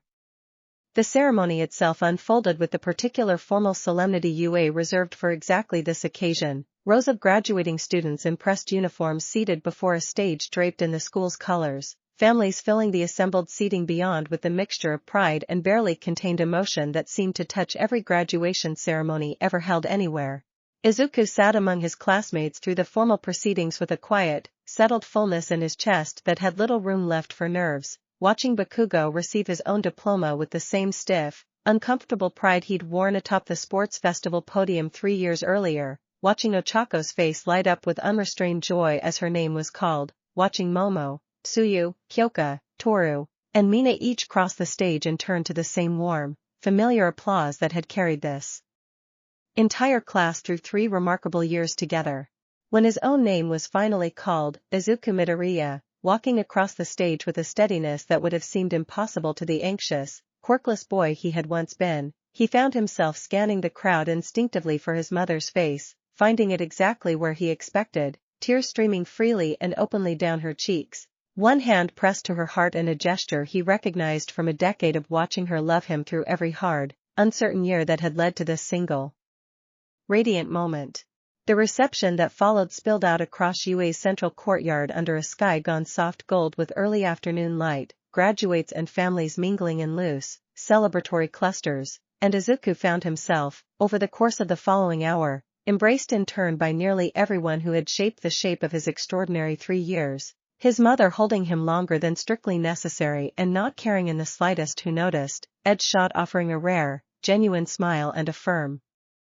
handshake that promised considerably more warmth than words ever could from a man of so few of them. Aizawa, uncharacteristically present at the courtyard gathering rather than slipping away early as everyone had half expected, telling him gruffly that he'd been, without question, one of the most genuinely surprising students he'd ever had the privilege of underestimating on day one. It was Ochako who found him last, as the afternoon light began its slow slide toward evening and the crowd began its gradual, reluctant thinning, pulling him a small distance away from the main gathering toward the same quiet courtyard bench where they'd once sat together during a considerably more anxious moment years before. 3 years ago I fell off a pillar into your arms during an entrance exam, she said, looking out over the golden, emptying courtyard rather than at him directly, and I don't think either of us really understood yet what that was the beginning of. Izuku, throat tight with the accumulated weight of everything those 3 years had given him, told her honestly that he was endlessly, immeasurably grateful for exactly how it had all begun, and for everyone it had brought, one after another, into the orbit of a life he never could have built alone. His status window opened one final time that evening, standing alone at his bedroom window with the whole extraordinary shape of the day still settling warmly into his chest, the familiar pale text resolving with a weight that felt, this time, less like an ending and more like the quiet, certain close of a single remarkable chapter within a considerably longer story. UA journey complete. Foundation established. And beneath it, the words that had carried him faithfully through every trial of the past 3 years, appearing one final time before the system, he somehow understood without needing to be told, would soon begin speaking an entirely new language suited to whatever came next. Prepare for what comes next. Beyond his window, the city he had spent 3 years learning to protect stretched out beneath a darkening sky already scattered with early stars, and Izuku Midoriya, once a boy the world had quietly filed away as having nothing left to offer it, stood watching those lights with a heart full nearly to bursting, ready, at long last, to step out into it as exactly who he had always been underneath. Chapter 35. The weeks immediately following graduation carried a strange, unfamiliar quality that took Izuku longer than he expected to adjust to, the structured rhythm of classes and dormitory life that had shaped every day of the past 3 years replaced, almost overnight, by the considerably more open-ended demands of building an actual adult life. He signed his formal contract with Edshot's agency on a bright Tuesday morning that felt, in its own understated way, as significant as the graduation ceremony itself. Edshot shaking his hand across a desk that had once seemed impossibly intimidating to a nervous intern and now simply felt like coming home. Housing, it turned out, presented its own small complications. UA's dormitories closed to graduates and Izuku's own apartment with his mother a solid hour's commute from the agency's Eastern District location, a problem that resolved itself with a speed and warmth that made him wonder, not for the first time, how he had ever managed to feel alone in the world at all. Momo, whose own post-graduation work had landed her at a support development firm barely 10 minutes from Edshot's agency, mentioned over a farewell dinner that her family owned a modest apartment building nearby that had been sitting mostly vacant, and within 2 weeks, an entire cluster of familiar, beloved faces had somehow ended up settled into neighboring units across the same 3 floors, Ochako and Tsuyu on one level, Momo and Kyoka on another, Izuku himself tucked into a small, sunny corner unit that looked out over a quiet, tree-lined street he was already growing fond of. His mother, upon hearing the arrangement described over the phone, laughed for a solid minute before telling him it sounded exactly like something the universe had been quietly engineering since the day he was born. It was not, any of them insisted with varying degrees of teasing embarrassment whenever the arrangement came up in conversation, a deliberate plan so much as a series of small, independent decisions that had simply happened to converge, though Toru, visiting for the first apartment warming gathering with an enormous, unwieldy housewarming gift that turned out to be a full set of mismatched but clearly carefully chosen mugs, declared loudly and without a trace of subtlety that she refused to believe any of them for a single second. The gathering that evening spilled out of Izuku's small apartment and into the shared rooftop space the building's owner had left charmingly, deliberately underdeveloped, string lights strung haphazardly between two support posts by Kyoka and Mina earlier that afternoon, and Izuku found himself, standing at the center of it all with a drink in hand and the warm, settled hum of familiar laughter surrounding him on every side, struck by the sheer, quiet improbability of the life he had somehow built. 3 years ago he had been a frightened, quirkless boy certain the world had already decided everything worth knowing about him. Tonight, he stood surrounded by a found family who had chosen him, deliberately and repeatedly, through every trial the intervening years had thrown at all of them together. Ochako found him near the rooftop's edge as the evening wound down toward its quieter, more contemplative hours, the city spread out beneath them in the same endless glittering sprawl that had witnessed so many of their most important conversations over the years. "This feels like exactly where we were always supposed to end up," she said, leaning against the railing beside him. "Not UA anymore. Just us, figuring out the next part together." Izuku, looking out over the lit skyline of a city he would spend the rest of his career protecting, told her honestly that he couldn't imagine wanting to figure any of it out with anyone else, and meant every word of it completely. Chapter 36. His first official day as a licensed junior hero under full agency contract began, appropriately enough, with rain, a steady gray drizzle that had settled over the city overnight and showed no sign of lifting as Izuku made his way to the agency for a morning briefing that carried an entirely different weight now that his signature on the contract meant every decision made in the field belonged, fully and legally, to him rather than to the careful, supervised margins of a student placement. Ed Schott ran the morning briefing with his usual economical clarity, outlining the day's assigned patrol route through the Eastern District's residential zones, standard rounds punctuated by the kind of routine, unglamorous incidents that made up the genuine bulk of a working hero's actual career, far removed from the dramatic confrontations that dominated news coverage but no less important for the quiet, steady safety they provided the neighborhoods depending on them. "You'll be running your own micro-patrol today," Ed Schott told him, sliding a district map across the table. "Not because I'm not confident in you. Because I am, and it's time the neighborhood started learning your face as their hero, not just my agency's newest addition." The day unfolded exactly as Ed Schott had promised, a steady, unremarkable rhythm of small, meaningful moments, helping an elderly resident navigate a flooded intersection safely, calming a frightened child separated briefly from her mother in a crowded shopping district, providing directions and reassurance to a tourist who had wandered somewhat lost into an unfamiliar part of the city. None of it made headlines. All of it mattered, and Izuku found himself, by the patrol's end, filled with a quiet, settled satisfaction that felt, in its own understated way, every bit as meaningful as any dramatic rescue the past 3 years had asked of him. He returned to the agency as evening fell, rain finally clearing to reveal a sky washed clean and pale gold with the day's last light, and found a small crowd of familiar, beloved faces waiting for him outside the agency doors, Ochako holding a small, hand-lettered sign that read, with characteristic warmth, "Congratulations on your first day, Hiro, Momo," and Tsuyu flanking her with matching grins, Kyoko leaning against the wall with her usual easy cool that did nothing to disguise the genuine pride in her expression. "You didn't have to do this," Izuku said, laughing despite the sudden fullness in his chest, and Ochako, tucking the sign under one arm to loop the other through his, told him firmly that of course they had, because some milestones deserved to be celebrated properly, and this, she added, was very much one of them.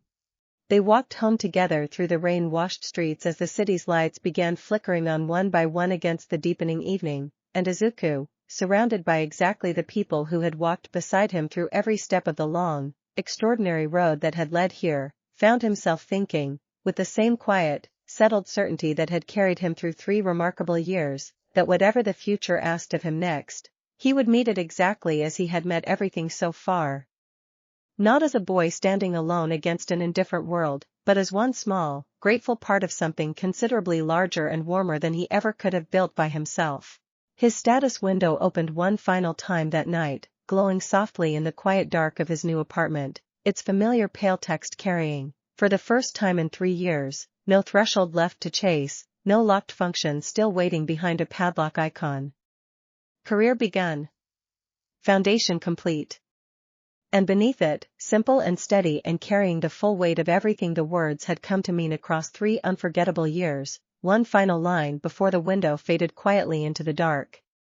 The story continues. He set his phone down beside the softly glowing window, listened for a moment to the faint, comfortable hum of the city beyond his own quiet street, and allowed himself, for the first time in longer than he could easily remember, the simple luxury of falling asleep without a single worry pressing against the edges of his thoughts, certain, in the deep and settled way that only came from years of hard-won proof, that whatever tomorrow asked of him, he would not be facing it alone.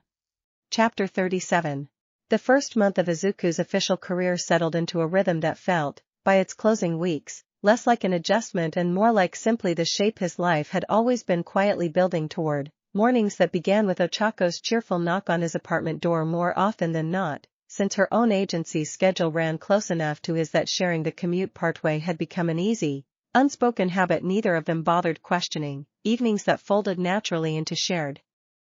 dinners on the rooftop or in whoever's apartment happened to be hosting that particular week's gathering, the whole small building humming with the same warm, constant undercurrent of connection that had defined their years at UA. Simply transplanted now into a life they were building entirely on their own terms. Momo's support development work bore its first tangible fruit within that same stretch, a compact field device built directly from the rough sketches she and Izuku had traded back and forth since their earliest study sessions together, capable of translating a simplified version of his status readouts into a small, wearable display any teammate could glance at during a joint operation, cutting the communication gap that had occasionally slowed their coordination during the more chaotic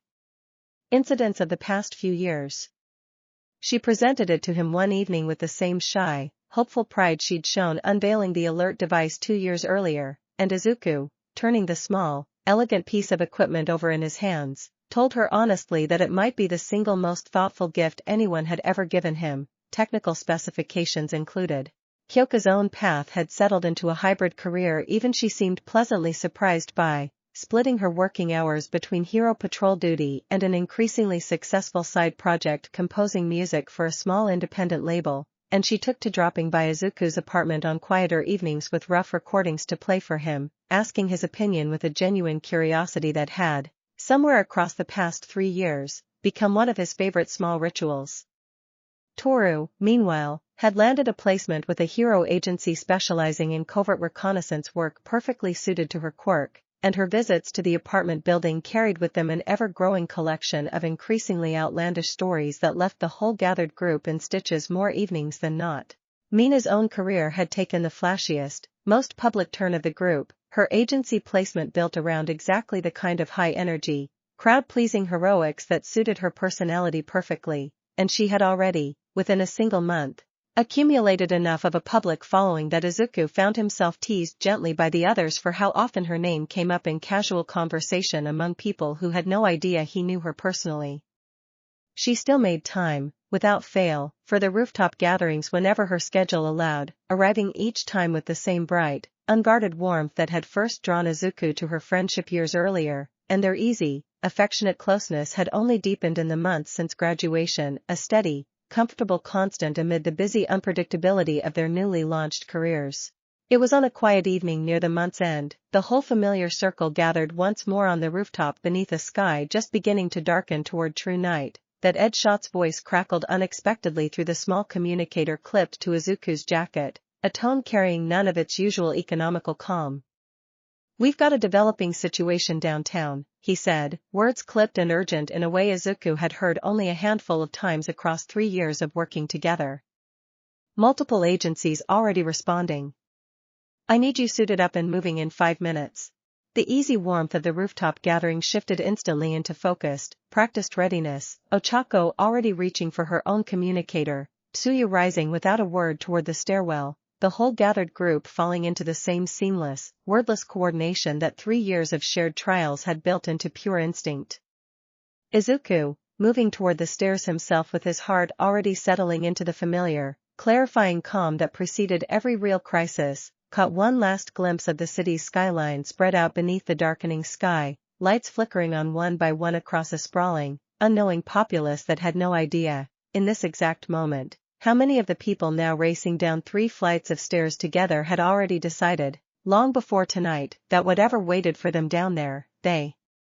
would face it exactly as they had always faced everything. Together. His status window flared to life as he cleared the building's front door into the cooling evening air, the pale, familiar text resolving with the same steady clarity that had guided him through every crisis of the past 3 years. New deployment detected. Threat level, assessing. Reserve, 100%. And beneath it, the words that had carried him from a frightened, quirkless boy in an alley all the way to this exact moment, glowing steady and certain in the gathering dark. Prepare for what comes next. Thanks for listening.